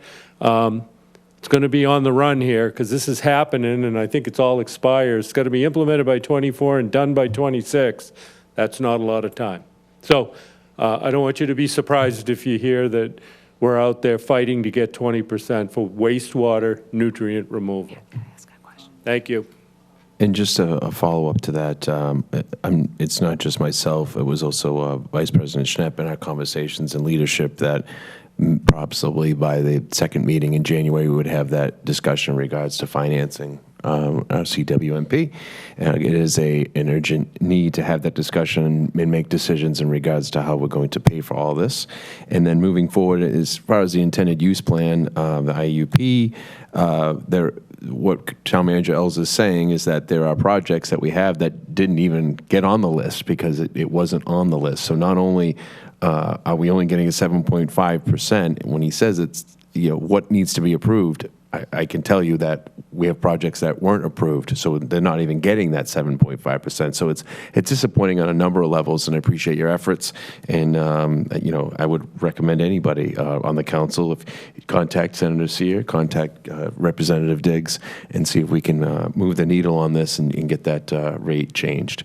Vice President Schnepp, please. Thank you, Mr. President. I just wanted to confirm that this was a legislative decision to change those percentage. I mean, where is it originating? Or I will have to get back to you on that. Okay. I believe that it is within the Department of Environmental Protection up the chain. I don't believe it's something, I'll have to ask Senator Sear if they voted that percentage. I think it's an administrative decision, but I would need to confirm that. So administrative meaning by a department. Yeah, historically, has the combined sewer stormwater gotten a different percentage on SRF principal reduction? Or is this just The whole criteria is different. So it's like kind of stacks. Mm-hmm. So the way it typically goes is if we're determined eligible, we get listed in the IUP. Because we're a gateway community, we get not the standard 2.2% interest rate, which until recently wasn't that great, but now it's good. We get 1.5. And so that's a positive. We also typically see it's 0 to 6% principal subsidies from the state revolving fund. More often than not, 3%. I haven't seen too many more than 3% for wastewater projects. So that's the norm. On top of that now, we have ARPA funds coming in. So I think to your question, a CSO project would be the same as us if they were eligible for a principal subsidy, 0 to 6%. But now you have ARPA funds. So now they've set up within ARPA, and I can share with I think it may have been in some of the slide presentations I sent, that there's a categorization of projects, and there's probably about 5 categories. Nitrogen removal's one, We get 7.5%. At the top of it is this combined sewer overflow issue, which is statewide, big system issue, older system issue. Certainly MWRA, other systems north, Worcester, Spring, a lot of the big cities are challenged with this, especially along rivers and other places, or ocean. So this is a statewide program. We all seek the same funds and use the same funding sources. So relevant to ARPA, you don't have anything to compare it to because ARPA is like a snapshot. They told us about it. It sounded like we were going to get $1 billion in Massachusetts for utilization for wastewater. We're really seeing very little. And even less than if we were trying to solve combined sewer overflows. So the argument isn't to take away from anybody. The argument is this is a priority. This is one of the more significant administrative laws they're considering with modification to Title V. And it's because of nutrient removal. Nutrient removal deserves to be recognized at the same priority level as any other wastewater project in the state. And therefore, we should receive a 20% principal subsidy if found eligible. That's basically what I'm giving Julian and Kippy. And I don't know if we'll be successful. They've already established this. But once again, 7.5 is very disappointing. The other added to that is the Cape and Islands Trust Fund, which is voted annually, but the first two votes have been a 25% principal subsidy. So again, you got to get listed. Once you're listed, it stacks on top of the other grants or other principal subsidies. And the first two with 25%, we're already in discussions that isn't sustainable. Costs are higher than expected, more projects, and short-term rental revenues aren't going to support that. The market's changing. And so, there's another area that we do, and we have successfully secured 2 rounds of 25% principal subsidy there. But that's how this works, and it all hinges back to that one funding source, okay? Or that one eligibility determination, really. Different funding sources that get applied through it. So. Any other further questions? Okay, thank you again. Thank you. A bit of an epilogue. That being said, in the end of the Town Manager Communications, Vice President Shep, if you can help me in the minutes, please. Thank you, Mr. President. I'd like to move approval of the minutes of the Town Council meeting held on December 1st, 2022. Second. A first and a second, any discussion in regards to the minutes? Not seeing any, if you could signify your approval by raising your hand and say aye. Aye. Any opposed? Not seeing any, it's unanimous. The next item on our agenda would be Town Council communications from elected boards, officials, committees, staff, commission reports, correspondence, announcements. Anybody like to make an announcement? Councilor Cullen, please. Yes, I just wanted to announce something that I got in an email from the new superintendent that was really exciting, which was that Barnstable High School is now giving out seals of biliteracy to students that show that they're proficient in English and another language. And I just think it's high time we started recognizing these kids that are speaking 2 languages to get through school, and instead of talking about ELL as a liability, which we've spent a long time talking about how it costs extra money for us. It's really nice to see them elevated and getting the credit that they deserve. So I just wanted to give Superintendent Ahern a big high five for that. And I did email her back and tell her that I was incredibly impressed that she took the time and effort to do that. And I do hope that we soon move to a school that promotes bilingual capability for all students, not just those that come from another country, that we have all of our kids have the opportunity to be bilingual by the time they're done with Barnstable High School. So she's done a lot of really cool things since she started, and I am particularly impressed with that. So I just wanted to make sure the public knew that. Thank you. Thank you, Council Cullum. Any other announcements? Anyone? Vice President Shep, please. Thank you, Mr. President. In the spirit of the season, I just wanted to let everyone know that next Wednesday, December 21st, is our shortest day of the year and is historically a day that we remember those who were homeless and have died in the last year. And there is a service that will be held at 5 o'clock at the First Baptist Church to honor those individuals. So just wanted to let everyone know. Thank you for that, Vice President Schnapp. Any other announcements? Okay, not seeing any. We'll close that part of our agenda. And before we get in the orders of the day, I would say let's take a 5-minute break, and we'll come back and tackle the orders of the day. Thank you.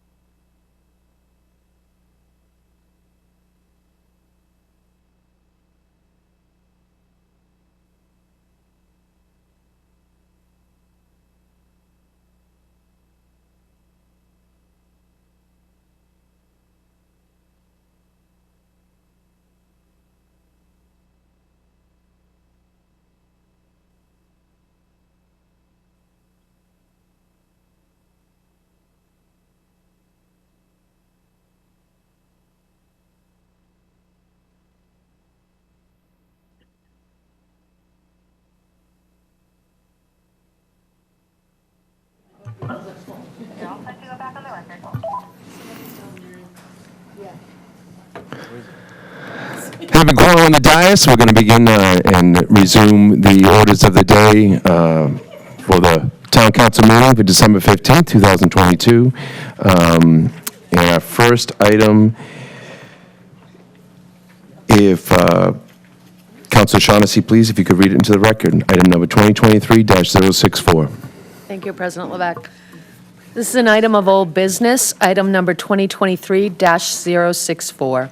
Appropriation order in the amount of $1,337,890 for the purpose of funding the restoration work to the Zion Union Historic Museum and Original Chapel, 296 North Street, Hyannis, Mass. This is a Second. public hearing subject to a roll call, 2/3 majority. Sorry, second. You're a first and a second. And I just want to welcome to the podium Town Architect Mark Mariaccio, and also want to recognize Assistant Town Architect Richard Vitrone for being with us this evening. Welcome.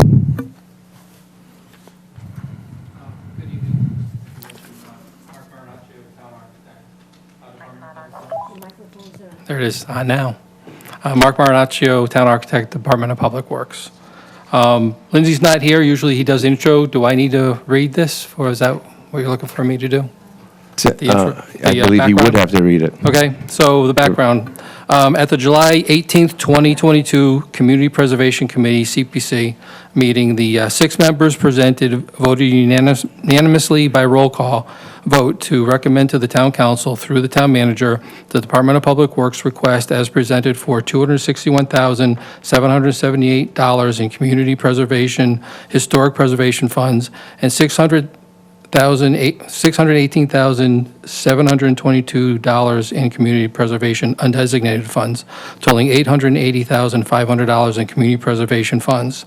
This funding request represents a portion of the total project cost of $1,337,890, with $457,390 to be provided from capital trust funds. This funding request is for restoration and rehabilitation work for the Zion Union Historic Museum and Original Chapel, including siding, roofing, windows, doors, ADA accessibility improvements, interior water damage repair, mechanical equipment replacement, and site work. The Zion Mission was established in 1909 and became the first church on Cape Cod to serve the Black and Cape Verdean community. In 2007, the town of Barnstable purchased the property in partnership with Lyndon and Paul LaRousse Foundation with Community Preservation Act funds and has become the steward of maintaining this important cultural asset. This appropriation is requested in support of a town-owned historic structure that is currently leased to the Zion Union Heritage Museum.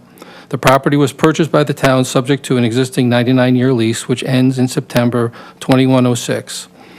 The terms of this lease provide that the museum, as lessee, is responsible for repairs and maintenance, but is not obligated to make capital improvements to the property.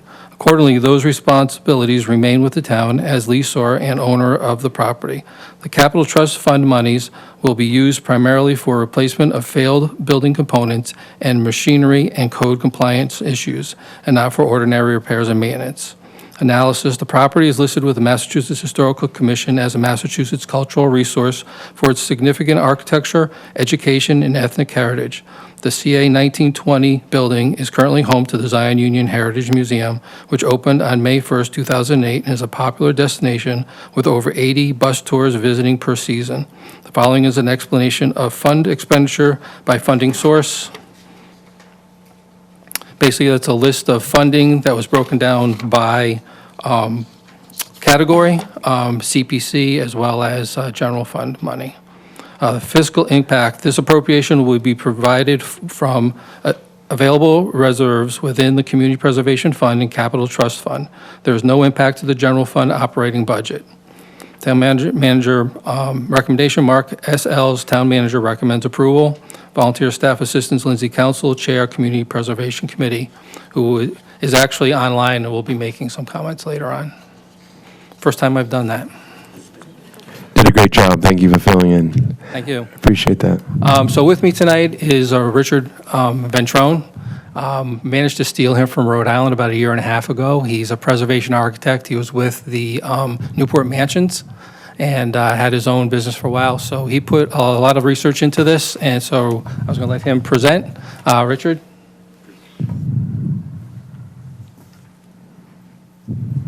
Good evening, Mr. President. Good evening. Madam Vice President, councilors. If I could just have a moment just to say, I came here, it's my first time before you all. I came here almost a year and a half ago from Rhode Island after losing my job at the Newport Mansions thanks to a little thing called COVID. And when I was looking for a new job, I wanted to be sure to have a job that was more important than really just designing private homes and the like. I wanted to use my skill set for kind of a higher purpose for a municipality or museum, and made the decision to move here from my native Rhode Island. And what an incredible community this is to be, and the amount of effort that's put in, the investment that's made into the community and into buildings, and to be presenting on this project in particular, the first time before you, is really important to me because it's a great project, as I think you'll all agree. So thank you for allowing me that. So the Union Heritage Museum, as Mark read, I won't go through all of this reading everything, but in 1909 this was established effectively. A black parishioner in a Baptist church was told that she probably would be happier with her own kind. And this church was formed, and this very modest little building was built in what at the time was a predominantly black neighborhood. It really is the only survivor in that neighborhood. Most of those other buildings have been demolished. It was mostly residential. And Mark and I, when we went to visit this facility, we saw this photograph on their wall. And what was really outstanding about it, or amazing, was that that building, as you will see, I'll go back, if I can, is still there on the left, entirely intact, encased in white vinyl siding, but intact. And when we deal with preservation, one of the guideline principles is that the original asset, if you add to it, should be done so in a way that if the additions are removed at some point in the future, the original building will effectively remain. It won't destroy it by adding on to it. And although I don't know that they were terribly mindful of it at the time, that's exactly what they did by adding on to the back of this building and preserving this building. I think they did it before the standards really were set, the Secretary of the Interior Standards for Rehabilitation. So we saw this photograph of this great little building, and the interior was restored. And we had an idea about how we would go about doing this project and doing this restoration/rehabilitation. And one of the things that has changed in the preservation community in the last 20 years, and this is an article, I believe it's from 2020, from the New Yorker, is the attitude towards preservation and what qualifies. Historically, buildings that qualified for any kind of federal funding or state funding or that were just deemed worthy of preserving were buildings that were architecturally significant, important. The Newport Mansions, grand, very elaborate buildings. The reality is, however, is that the black community and communities of color historically didn't have the funds to invest in these kinds of buildings. So their buildings tended to be on the outskirts of town, in areas where people really didn't want them, and were very modest. They made do with what they had. In this instance, this is a schoolhouse. 30 years ago, this would not have been in any way eligible for any kind of funding or thought of worth preserving. And you can even go to slave cabins, say at Monticello. These kinds of buildings didn't even survive time. They were demolished. They weren't made particularly well. They had a purpose, they served them, and in time they weren't beautiful, so they didn't make it. And this is from that article, if I could read, of the more than 95,000 entries on the National Register of Historic Places, the list of sites deemed worthy of preservation by the federal government, only 2% focus on the experience of black Americans. And further, because many biases were written into the criteria that determine how sites are selected, those benefits have gone mostly to white Americans.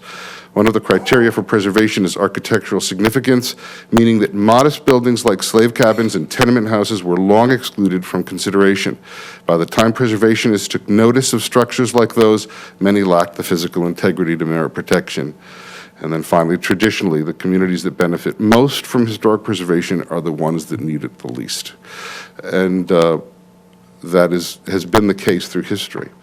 The National Trust for Historic Preservation has also come up. There is now the African American Cultural Heritage Action Fund, and they had this statement: the National Trust seeks to elevate a more honest and complete history. We feel passionately that Black culture, landscapes, and main streets matter, that our historic neighborhoods matter.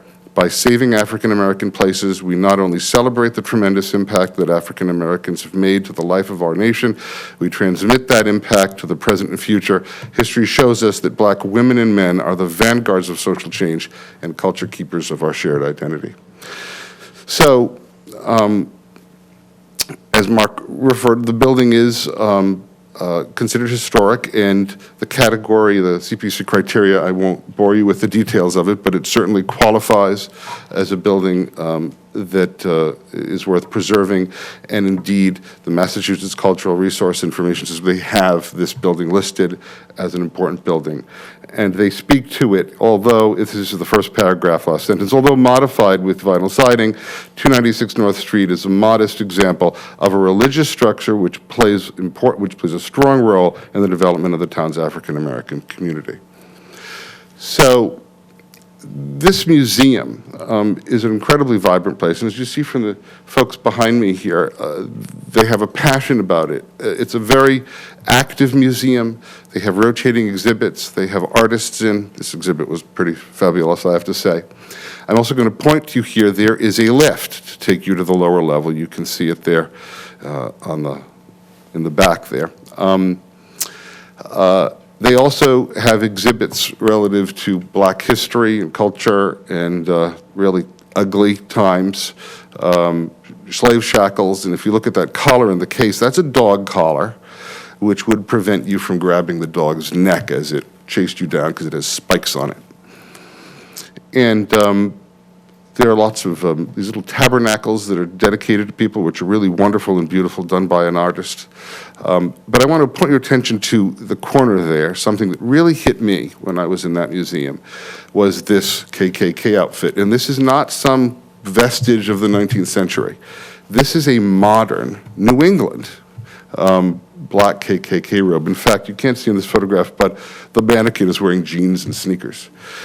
And to be faced with that, when you see it, it's really powerful. I've never been close to anything like that. And as I think I said at the time to one of them, it's amazing how well crafted it is. Someone had pride when they put this thing together. It's really astounding, and it's really ugly. But to look at it and think someone was proud, to look at the stitching on this hateful object, and to see it in there really is sobering to anyone who goes in. And this is their mission. These are the kinds of stories they tell here. So it's a very vibrant, and the chapel itself has been restored on the inside, and you'll see that in one of the last slides. So in terms of the work on this, the project is to restore the exterior of this and make it handicap accessible. Many of those funds, the CPC funds, apply to that. It's where and that's what we've been recommended for you to approve. When we get inside the building, that's where the CPC funding can be used. But those issues are just as important, issues related to the heating system, the weather tightness of the roof, ADA accessibility. These are things we can't use the CPC funds for. So the idea we have is to restore the exterior of this, remove the vinyl siding from the original chapel, so that the rest of the building that was added on at a later point also needs windows and also needs restoration, also needs new siding. But this will be white and will be very background.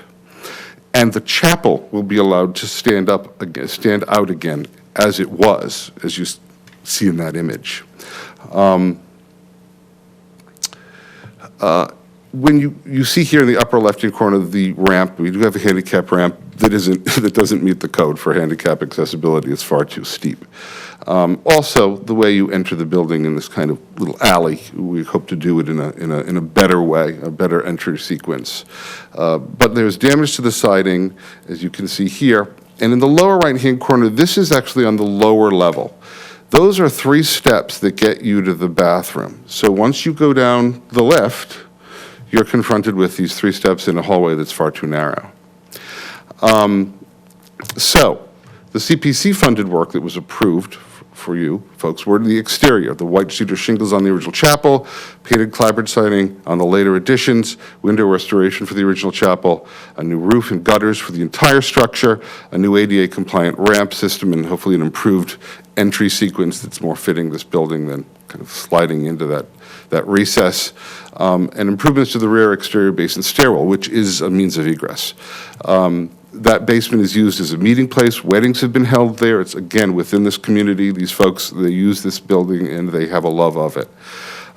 For the town-funded work would be new ADA-compliant restrooms, interior innovations to provide ADA accessibility to those restrooms, a new furnace and hot water heater, and other issues we have related to water infiltration. So here we are with that lift. That's the lift that would have taken you from upstairs. And if you went around the side of that chair, you'd see those 3 steps that take you to the bathrooms that the person in the wheelchair can't get to. And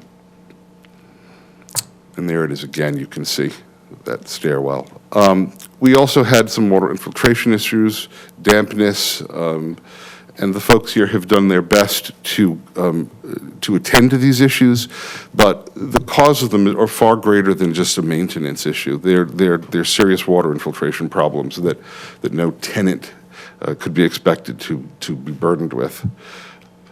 You see them here in their kitchen facility, where water infiltration has stained those tiles.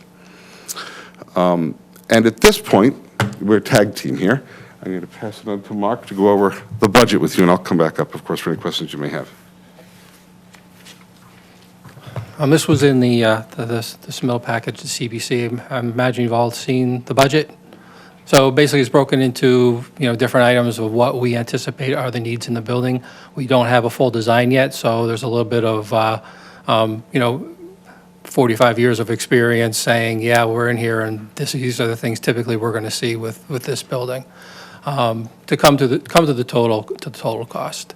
Of course, this project, we would be working with the committee and members of the facility and their schedule. We wouldn't be just taking this on and doing whatever we felt was necessary to the building. We'd also include the community as part of the process. And then as we were there, this is a thought, this is just 2 architects thinking, but because of the impact that the museum had on me and on Richard, we said, well, why isn't this part of the Kennedy Legacy Trail? Why isn't this included for, civil rights aspect of it, to get more foot traffic, to get more people to notice and to see the facility there? And so we just included this slide saying, hey, there's an opportunity here to add to the story of the Kennedy legacy, as well as to some notoriety for the museum itself. This is a slide we took from their website, talking about the mission and the Cape Verdean population, the Black population on Cape Cod, and how they represent that. And that was it. If you have any questions? Before we move on with questions, in regards to that, I would ask actually if I know Lindsay Council is participating remotely. Does he have any comment he'd like to make in regards to this project? Certainly, Councilor Levesque. Can you hear me? We sure can. Well, thank you for the opportunity to participate remotely. This is a new one for me. But also, thank you to the architects for this great presentation that really did spell out the needs of this facility. And this has been an ongoing issue for us for years, but it's great to have the opportunity to bring it forward. And also, thank you to the Zion Museum staff and members that have maintained this building and kept it going all these years. And I truly believe that these improvements will make a significant difference to the 80 busloads of folks that visit this, make the entire facility accessible, and it'll really make it a town resource that we can be very proud of. So thank you for all that. Thank you, Lindsay, for being with us. And for the public that don't know, Lindsay Council is the chair of our CPC board. And so with that, though, before there's any questions for our town architects, I would like to welcome to the podium anybody who would have public comment, because this is a public hearing. They have waited long enough. Thank you for being with us. If you could just state your name, sign in, that'd be great. And speak into the mic. Thank you. Good evening, Mr. President and members of the Town Council. Thank you for having us. My name is Julia Montero Johnson, and I am the Vice President of the Zion Union Heritage Museum Board of Directors. I'm standing in for our ailing President, John Reed. The museum is very grateful for the support the town of Barnstable has given us through the years. We are totally run by volunteers with no paid staff. And our major source of revenue is from the many bus tours from out of state that we host through from April till about October. The work that is being proposed is certainly not something that we could fund without your support, and so we ask for that tonight. Thank you. Thank you, Ms. Johnson. Any other comment from our gallery?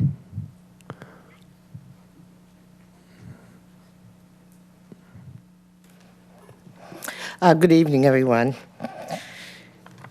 I'm Deborah Dagwan, and I'm wearing my happy hat tonight because sometimes you have times when there are three things that go well, and you have times when there are three things that are just sad, just do not work.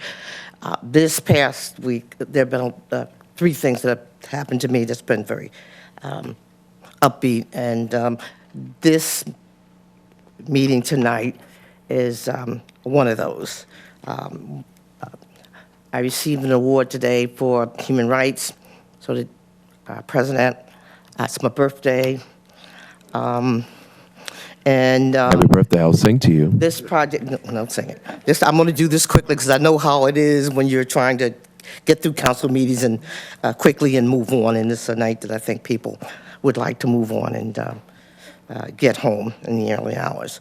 But I just wanted to mention that I approached, when I got off the council, I approached Lynn Poignant and said, I'm concerned that I'm off the council, and I'm concerned that this museum may go into blight. It was really bothering me. And she so graciously connected me with, pulled together some people who came over to look at the museum. And that was David Anthony. I want to thank him and the town architect, Mark, and of course the new town architect who gave us a little bit of history, and many others. And I just wanted to thank all of them because that's who got the ball rolling on this project, on the restoration project, shall I say. But before I was a counselor, I came to town council and presented this idea. And I remember when I left my home, my husband was the only one that knew, and he said to me, Deborah, they may not like your idea, but I felt that if I didn't at least approach it and ask about it, it was a neighborhood that I remembered and had came into, and my husband had lived there and his family over 100 years, and it was Cape Verdean. I mean, I hear people talk about African American, but it was a Cape Verdean community.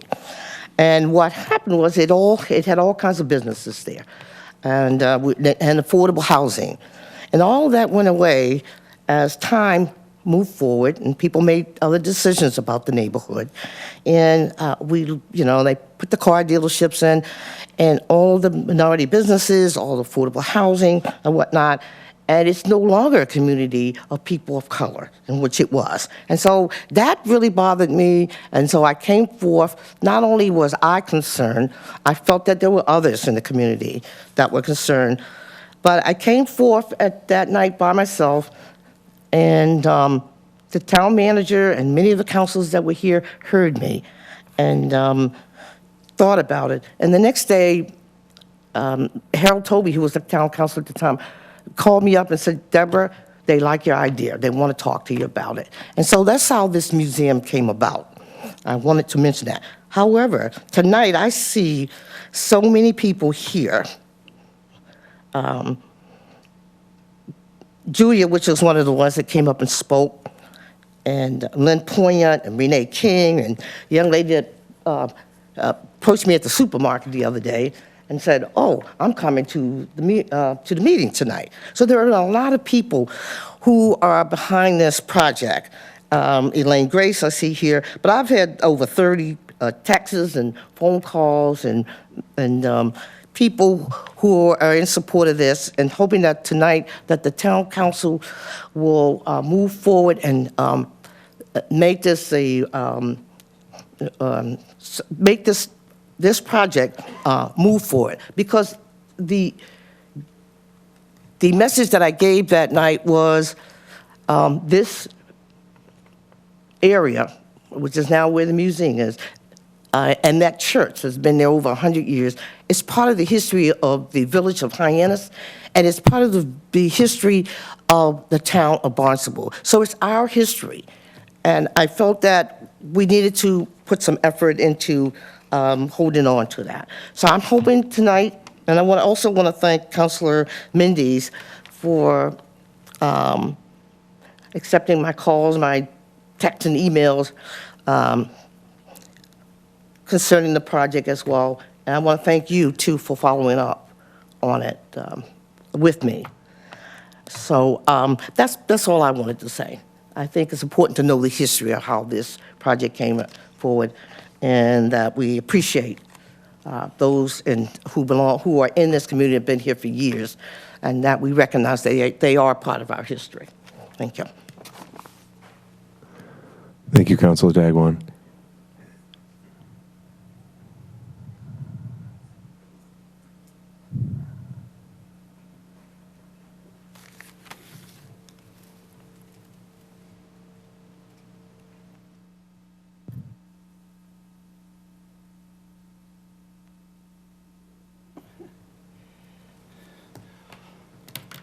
Hello. My name's Ralph Dagwan, and I live in the neighborhood, been there for a long time. And I just wanted to say there's a lot of things that we do there for the community, and for people that can't really afford a lot of big stuff. As John Reed would say, the museum is the people's place. In the summertime, we have as much as 5 buses a day from all over the U.S. On Sunday, we have a church that rents the chapel. On Wednesdays, we have a women's sewing club. We can also do small weddings, wedding receptions, baby showers, birthday parties, repasts. We've done that too. Meetings of all kinds for a small fee, and hope to one day have Wi-Fi where we can teach our older people like myself and students a little more about technology. Thank you very much. Thank you, Mr. Dagwan. Any other public comment? Do we have anybody remote? Director Poyant? There is no additional public comment on remote at this time. Thank you, Director Poyant. So with that, I would close public comment and welcome the architects back to the podium to answer questions from the council. Looking to my right, are there any questions from Mark or Richard?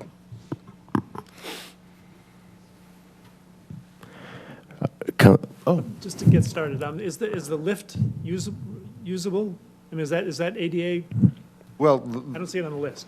The lift is usable, and it meets, but once you get down there, there's really only one room you can be in, which is the public room, and you can't use the only restrooms in the building.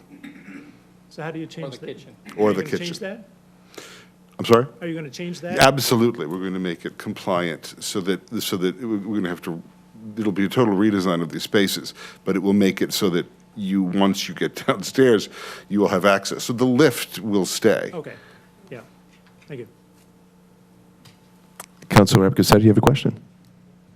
Thank you very much, and thank you for the very thorough presentation, and welcome, Mr. Petrone, is it? Ventrone, Richard, please, Richard. Ventrone? Ventrone in Italian, but you can say Ventrone. Okay, I should know. I kind of like Ventrone. You have to use the hand, too.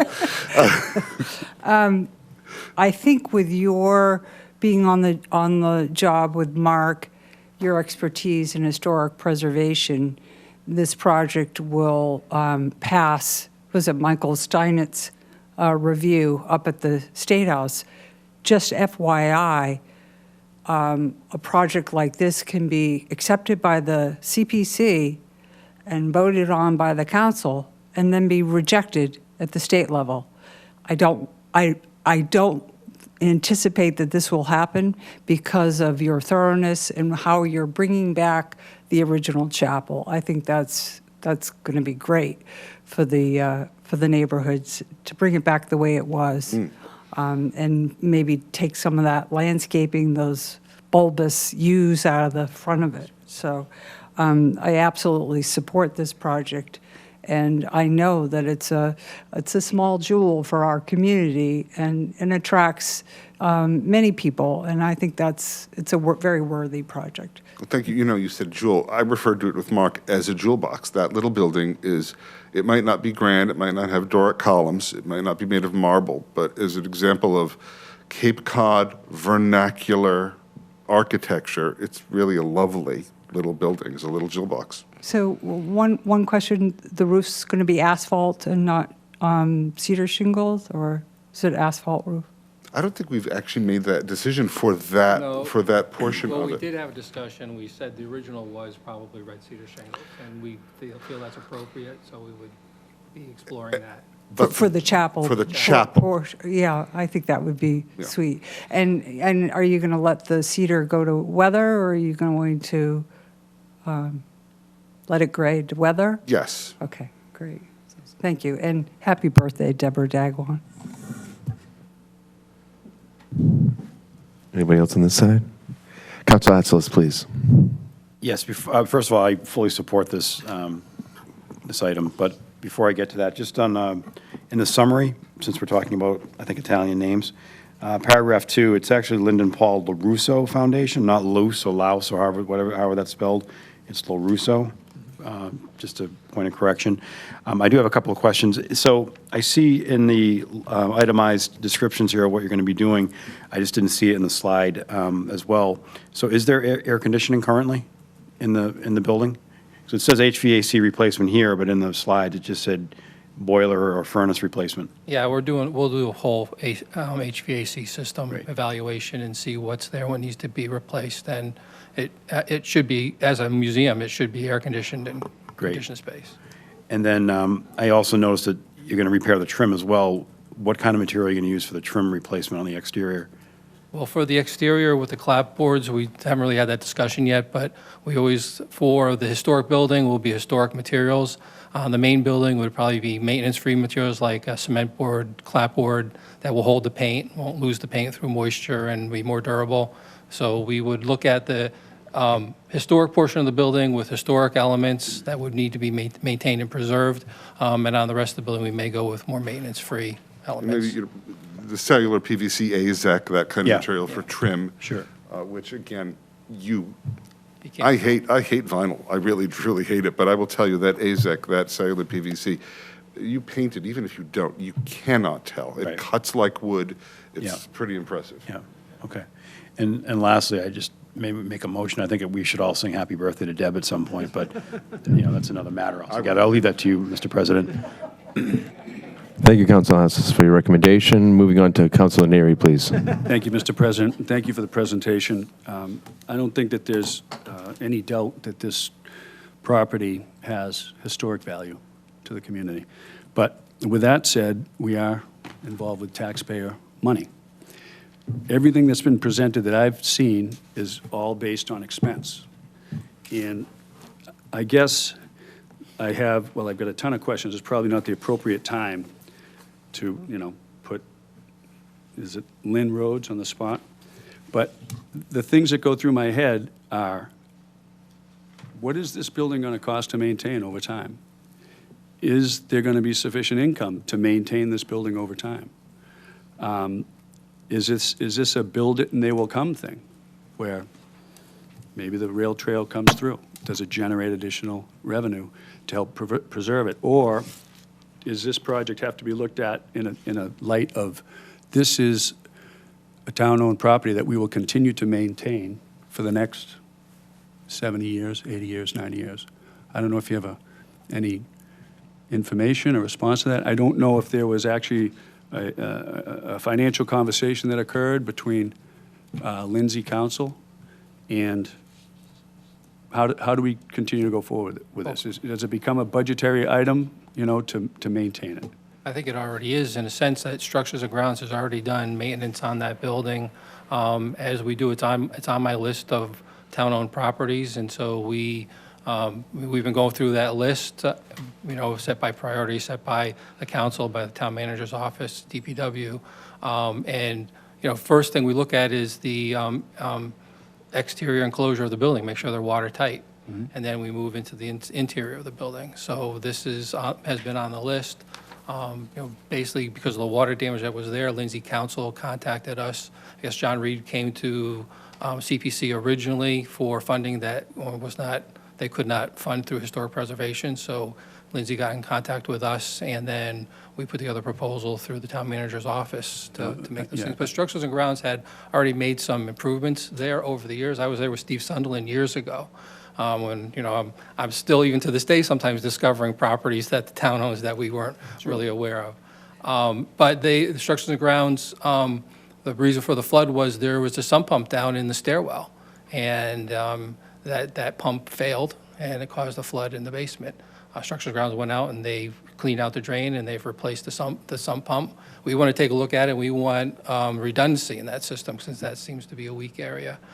There were rails on the outside, or there was failing wood stairs that were going to the back door. Structures and Grounds replaced those probably 5 years ago.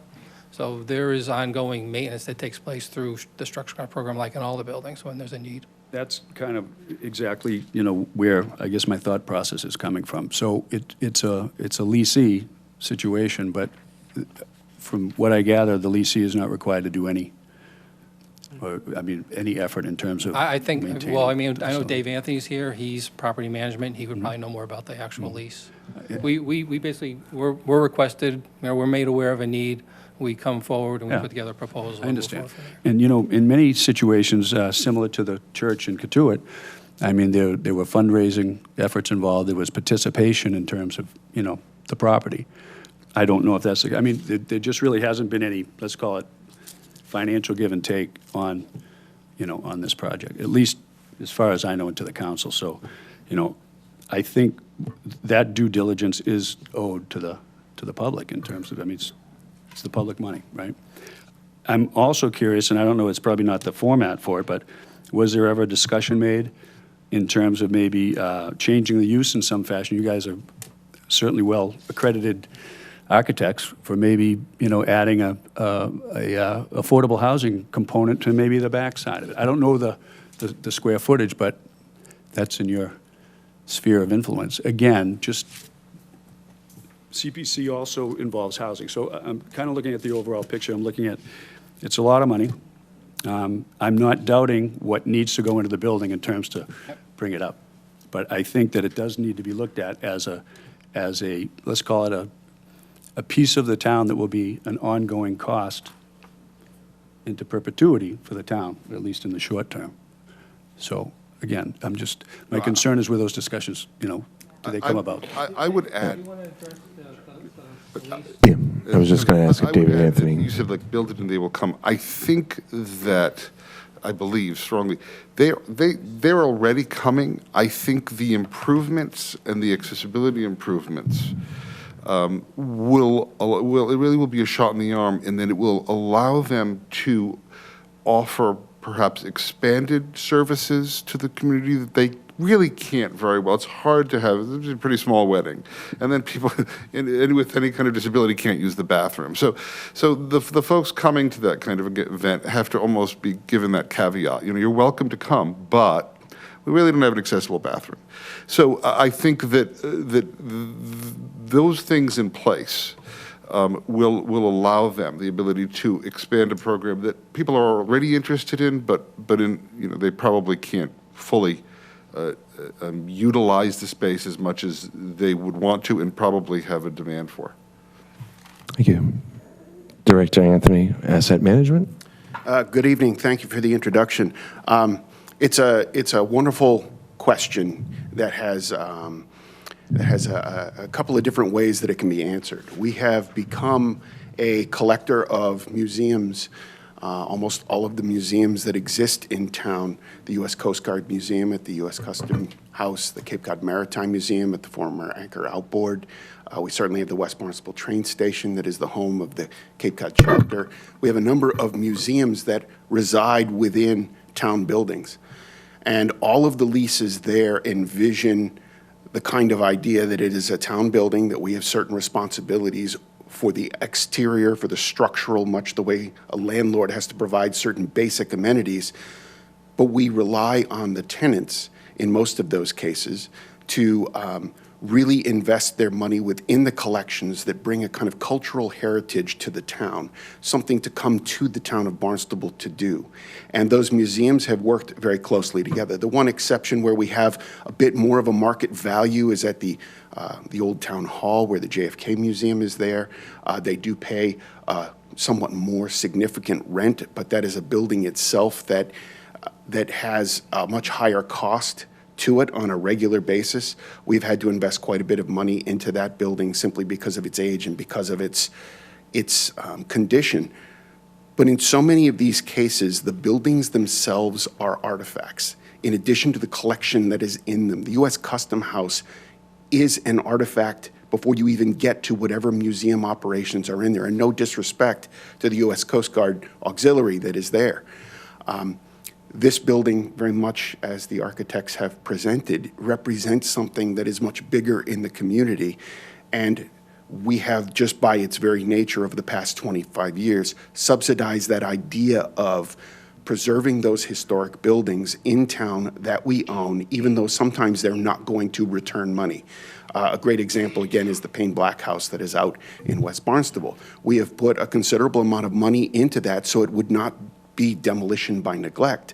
And we've preserved the envelope to a point where we can now discuss what's the future of it. But the building itself is an artifact as much as the museum that is in it. We have worked very closely with John Reed over the years. They have contributed in kind internally and done a lot of work. They have invested money that they have raised into the inside, which is very marked in its efficiency in some ways. Certainly some of the things that we're looking at for accessibility are something that is beyond simply what we would expect the tenant to do. But we've been very fortunate to have these wonderful community partners and create this destination within town so that when people come to Barnstable, there's something to do in addition to kind of the usual. It's those hidden second-tier jewels and treasures for our visitors that do come and really create this robust economy in a seasonal nature. Thank you, Director Anthony. I appreciate the answer. So it is it's marketing, basically, so it's going to be an attraction. That is correct, sir. And we could expect, I assume, in the course of a year, it may run $100,000 to operate, I assume, in that realm, once it's redone, I would think. The utilities are 100% paid for by the museum. So we don't have the utility costs. The insurance on it is a relatively small building, so the insurance costs are nothing like the high school or even this building. The ongoing routine maintenance on the outside is done on regular staff time. DPW and Structures and Grounds are very responsive to that. But the tenants themselves really carry the burden of the day-to-day operations and the utilities. Cleaning inside, maintenance, trash disposal, things along those are outlined in the lease. It's just this kind of investment every couple of decades may have to happen, and as we have to try to do historic preservation of older buildings, they certainly demand a much greater attention in that area. Thank you for your answer. I appreciate it. Thank you, sir. Question had to be asked. Thanks, Councilor Councilor Cullum, do you have a question? No, not a question, a comment. I fully support it. I'm thankful for all you do in the community and all you have done in the community, and I think you deserve every bit of this and more. And I'm thankful that it's brought to our attention. It gives us another way where we can reach some equity in our community, and I really appreciate it. Thank you. And just so we know, I need to close the public hearing, so I'm going to do that at this point in time, just so I don't forget. That being said, Councilor Clark. Thank you very much, President Levesque. And I'm curious about how long would it take for this project to be completed? We expect design go anywhere from 6 to 8 months once funding's available, and then construction, depending on what it is, whether we phase it and how we manage it, could be, 6 months, 8 months. I'm looking forward to the grand reopening. Thank you. Thank you, Councilor Clark. Councilor Mendes, please. I don't have a question. I just have a comment. We talk about budgets, and we talk about generating revenue. But let's not lose the fact, not too long ago, the parishioners of that church paid plenty of taxes and couldn't go to school in this building. They couldn't use the beaches in this town. So when we're thinking about where the tax revenue is going, let's think about the people who paid taxes and couldn't use the facilities in this town that they were paying taxes in. It's not always about what we're getting back in return. It's about what's doing what is right. There's plenty of other museums around here that lose money constantly that the town doesn't have a problem supporting. So I don't see why there would be an issue with this. But again, it's not what we make, it's what we do is right. And it's about time we paid homage to those people who paid taxes in this town for many years for things that we enjoy now that they never had the opportunity to enjoy. You know, they used to have to drive to Onset to go to the colored school from Hyannis and from Marston's Mills. So I don't want to hear about, well, what's the town going to get, and we're going to have to maintain, we're going to have to do this, we're going to have to do that. When this town was carried on the backs of these people for many years, and they got nothing out of it. That's all I have to say. Vice President Schnapp. Thank you, Mr. President. I would agree with my fellow councilors that this is a very worthy project and that it is probably overdue. One of the challenges when we have to do it as a public project is it costs more money, and I think that is sometimes a frustration that when we enter into leases and we still own the property, we're the ones responsible for that. And in just looking at some of the details, I would hope that you could put as much of this budget into the actual building instead of the soft costs and contingency, because, I know you're trying to be realistic, but, the more that goes into the project, the better. So, thank you. Thank you, Vice President Schnapp. Any other comment? Okay. I just want to thank you for the great presentation, really, and the history is not lost on me. I appreciate that, and really added value to the presentation, and again, what we might be voting on tonight. So I really appreciate that, and again too, I appreciate all the questions from the councilors in regards, and I don't think there was any unfair questions being asked in regards to just where money's being spent, and so but again, the having a place where African American history can be appreciated in the town of Barnstable is paramount. So I appreciate, and I would support it as well. So that being said, again, I closed the public hearing already, and so at this point in time, I would entertain a motion to vote on this item. Second. The first and second, and signify. We do not need a roll call as far as taking the vote, correct? Yeah, it's 2/3. Okay. I'm just taking, we're actually voting on voting is what we're doing right now. So do I need I do not need a roll call on that, correct? Okay, so the motion was to vote on the item as was discussed, and that was seconded. So, okay, just making sure. Thank you. So with that, it'll be a roll call. Supermajority, please. Town Clerk and Quirk. Councilors Atzelis, Yes. Clark, Yes. Cullum, Yes. Cusick, Yes. Rep Grissetti, Yes. Levesque, Yes. Mendes, Yes. Neary, Yes. Schnapp, Yes. Shaughnessy, Yes. Starr, Yes. Steinhilber. Yes. It passes. Thank you.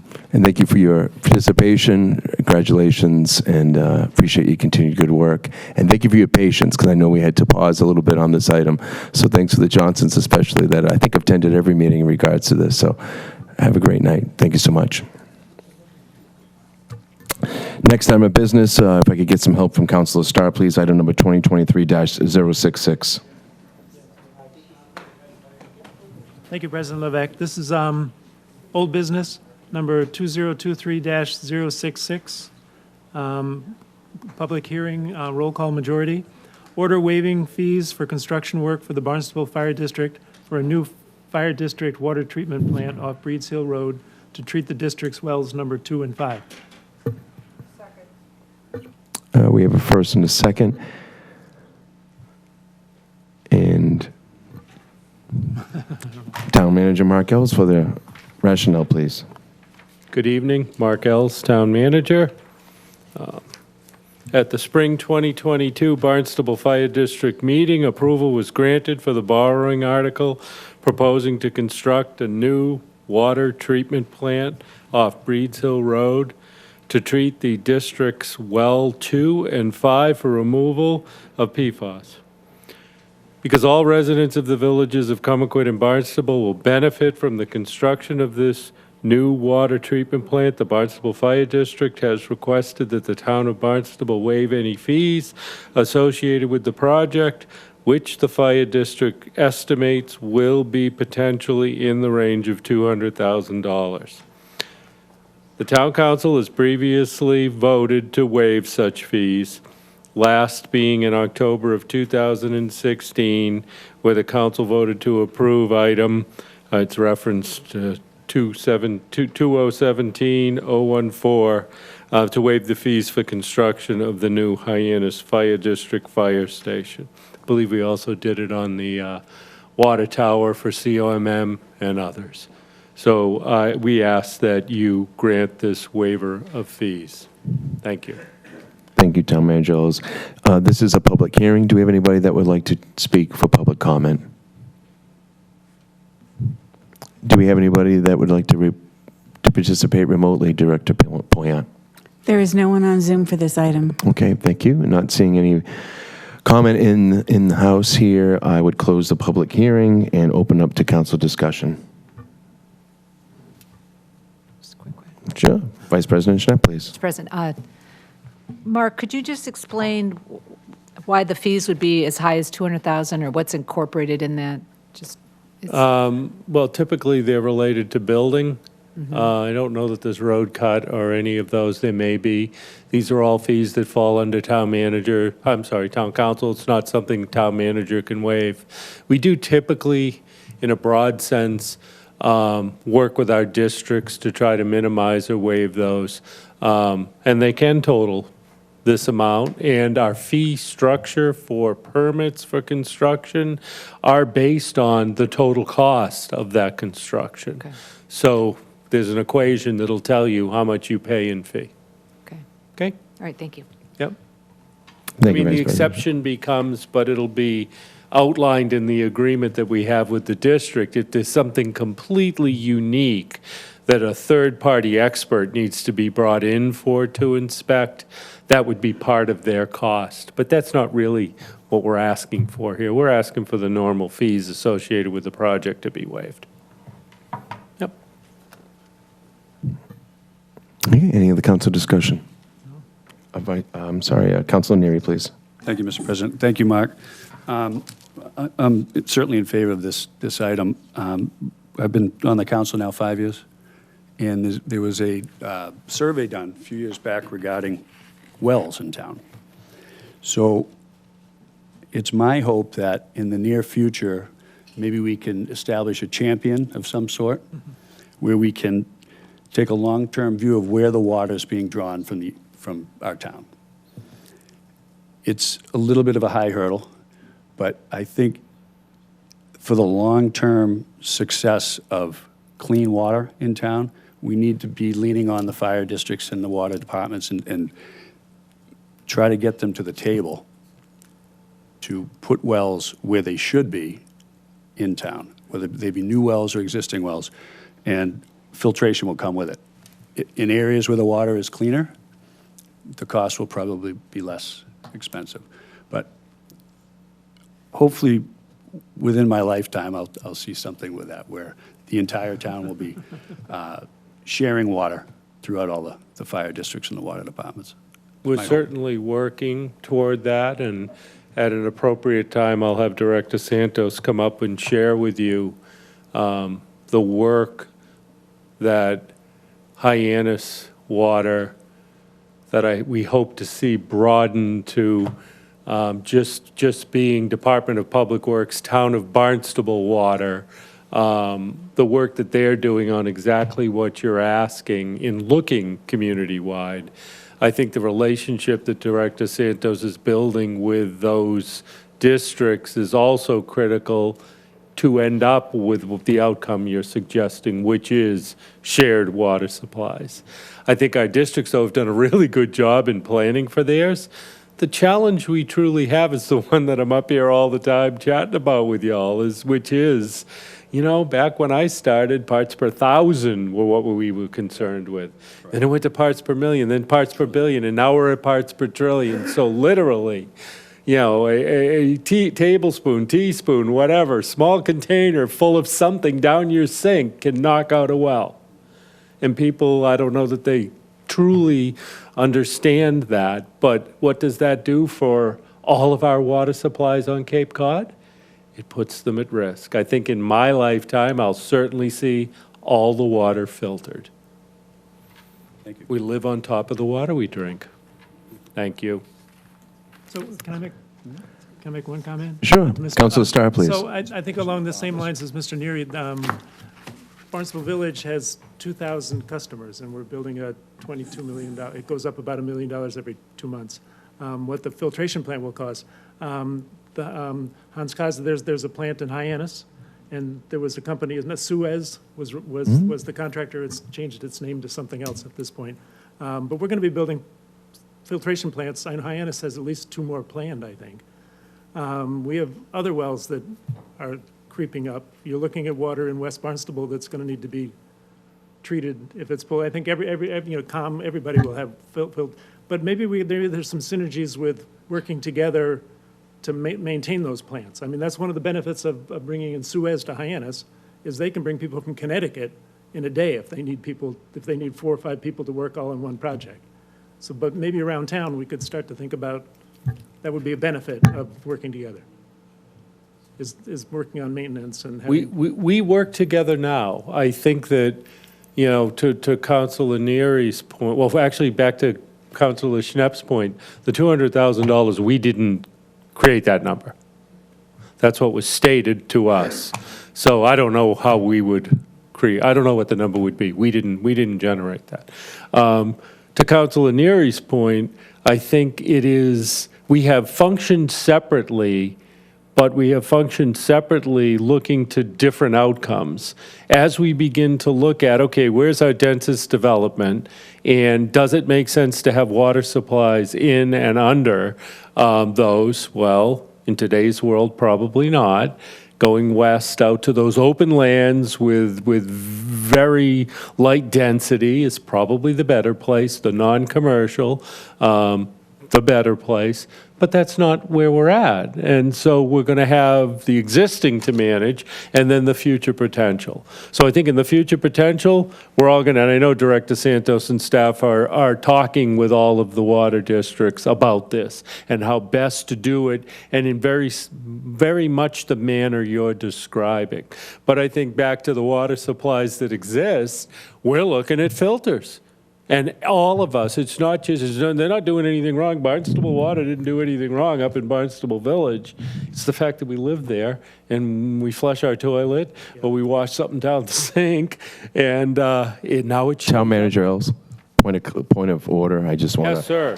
to say that we're voting on permitting and inspection services. So I appreciate all the discussion that's happening, but the item... Sir. Yes, no problem. Appreciate the question from Councilor Neary. So, any other discussion or questions relevant to this item? I would entertain a motion to vote on this item. Second. A first and a second, and this is a majority vote, so please signify your approval. That's what it says on my... Oh, I'm sorry, I'm looking at the wrong piece. Sorry, it is roll call. Yes, let's do a roll call, please. Thank you. I'm looking at the next item already. I don't know why I would do that, but... Councilors Clark? Yes. Cullum? Yes. Cusack? Yes. Rap Cressetti? Yes. Levesque? Yes. Mendes? Yes. Neary? Yes. Schnapp? Yes. Shaughnessy? Yes. Starr? Yes. Steinhilber? Yes. Atzelis? Yes. Passes. Thank you. Councilor Steinhuber, please, if you could help me, item number 2023-067. Thank you, Mr. President. This is new business, item 2023-067, authorization to expend a fiscal year 2023 Community Compact Grant in the amount of $25,000 from the Commonwealth of Massachusetts Executive Office of the Administration and Finance for the purpose of developing a cybersecurity incident management plan as written. Second. We have first and second. We have Director of our Technology, James Benoit, here as well. Any rationale? Hi, James Benoit, Director of Information Technology. So the town has been awarded a grant from the Commonwealth's Community Compact Best Practices Program. It's a program that offers grants for towns to adopt best practices in a number of different areas, including the development of information technology, resilience, recovery, and contingency plans. So we've been awarded a grant in the amount of $25,000 specifically to develop a cybersecurity incident management plan. These funds would be used to hire an outside consultant to assist us with creating a plan to effectively address any potential business disruption due to a cyber incident or other compromise of the town's technology resources. The town's dependency on technology in service to the community is significant, with most essential town functions really relying on technology to some degree. When considering today's cyber threat landscape, a formal cyber incident management plan is warranted. This funding will be used to establish a cyber incident response plan that will help to minimize the impact of any technology compromise that may elude any existing controls that we have. The goal of this initiative is to engage with key staff across town departments and develop a specific and actionable plan to respond to and mitigate the impacts of a cyber incident. As part of the program, an incident response team will be established and would conduct tabletop exercises at regular intervals to test and keep the plan updated going forward. We're seeking to apply the same level of preparedness for a compromise of the town's technology resources, consistent with what the town does in other areas as far as preparing for natural disasters or like a hurricane or a snow event. Thank you. Thank you. Any council discussion in regards to this item? Okay, not seeing any. This is a majority vote, and so if you could signify your approval by raising hands saying aye. Aye. Are there any opposed? Not seeing any. That passes. And that was our third item of the day. Let that sink in. No, I'm just kidding. So that being said, I'd like to turn the meeting over to Town Clerk Ann Quirk. Councilors, it's that time to vote. Now, we have a unique situation where we have one person running for the president of the council, and we have one person running for vice president of the council. So we can do this individually, or we can do it as a slate of offices. So I'm seeing consternation on you. Okay? Do we have to vote on that question?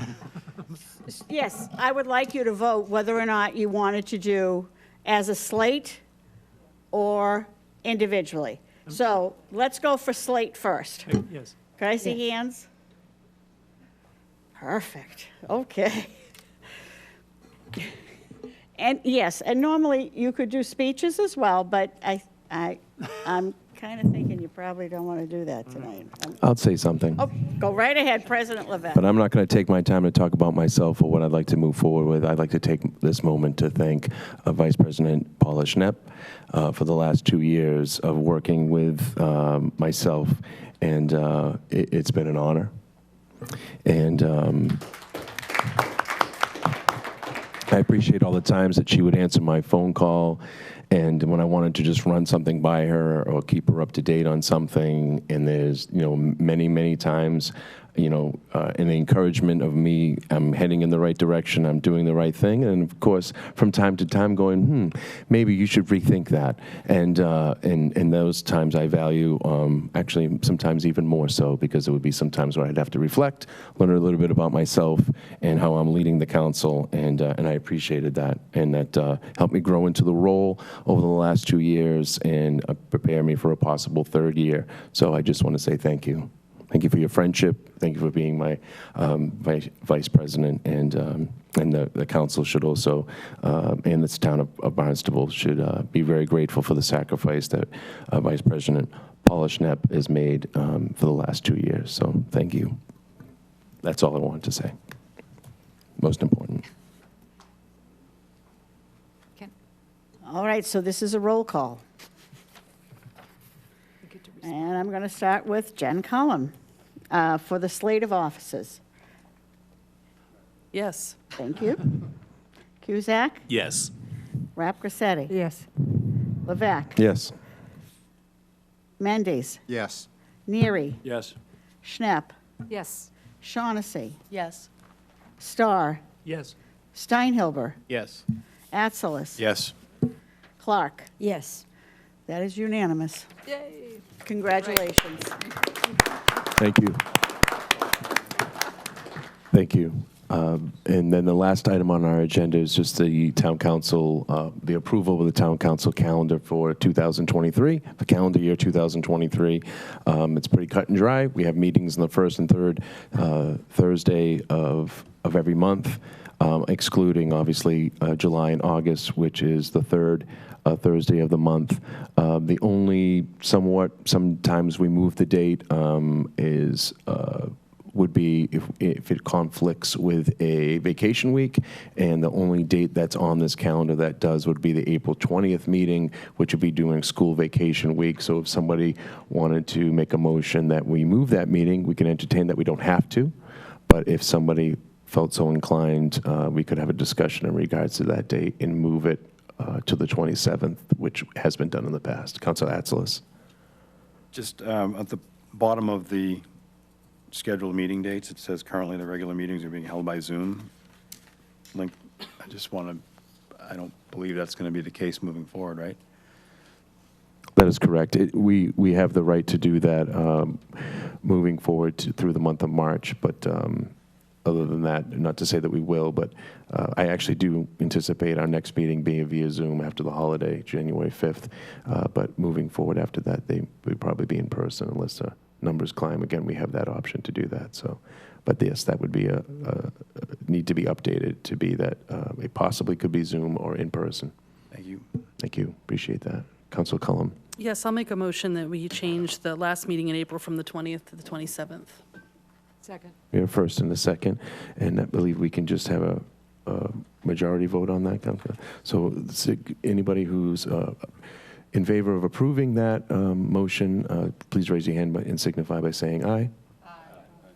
Anybody opposed? Abstain? So that is moved. So now I would entertain a motion, unless there's any other amendments, to accept the calendar as amended. Second. First and second, and please signify your approval by raising your hand and saying aye. Aye. Any opposed? Abstentions? That passes. I would entertain a motion to adjourn. I'll second. First and a second, and roll call.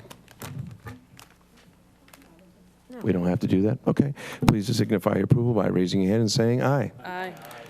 Happy holidays, everybody. Merry Christmas. Thank you for bearing with us. And again, we'll see you next year.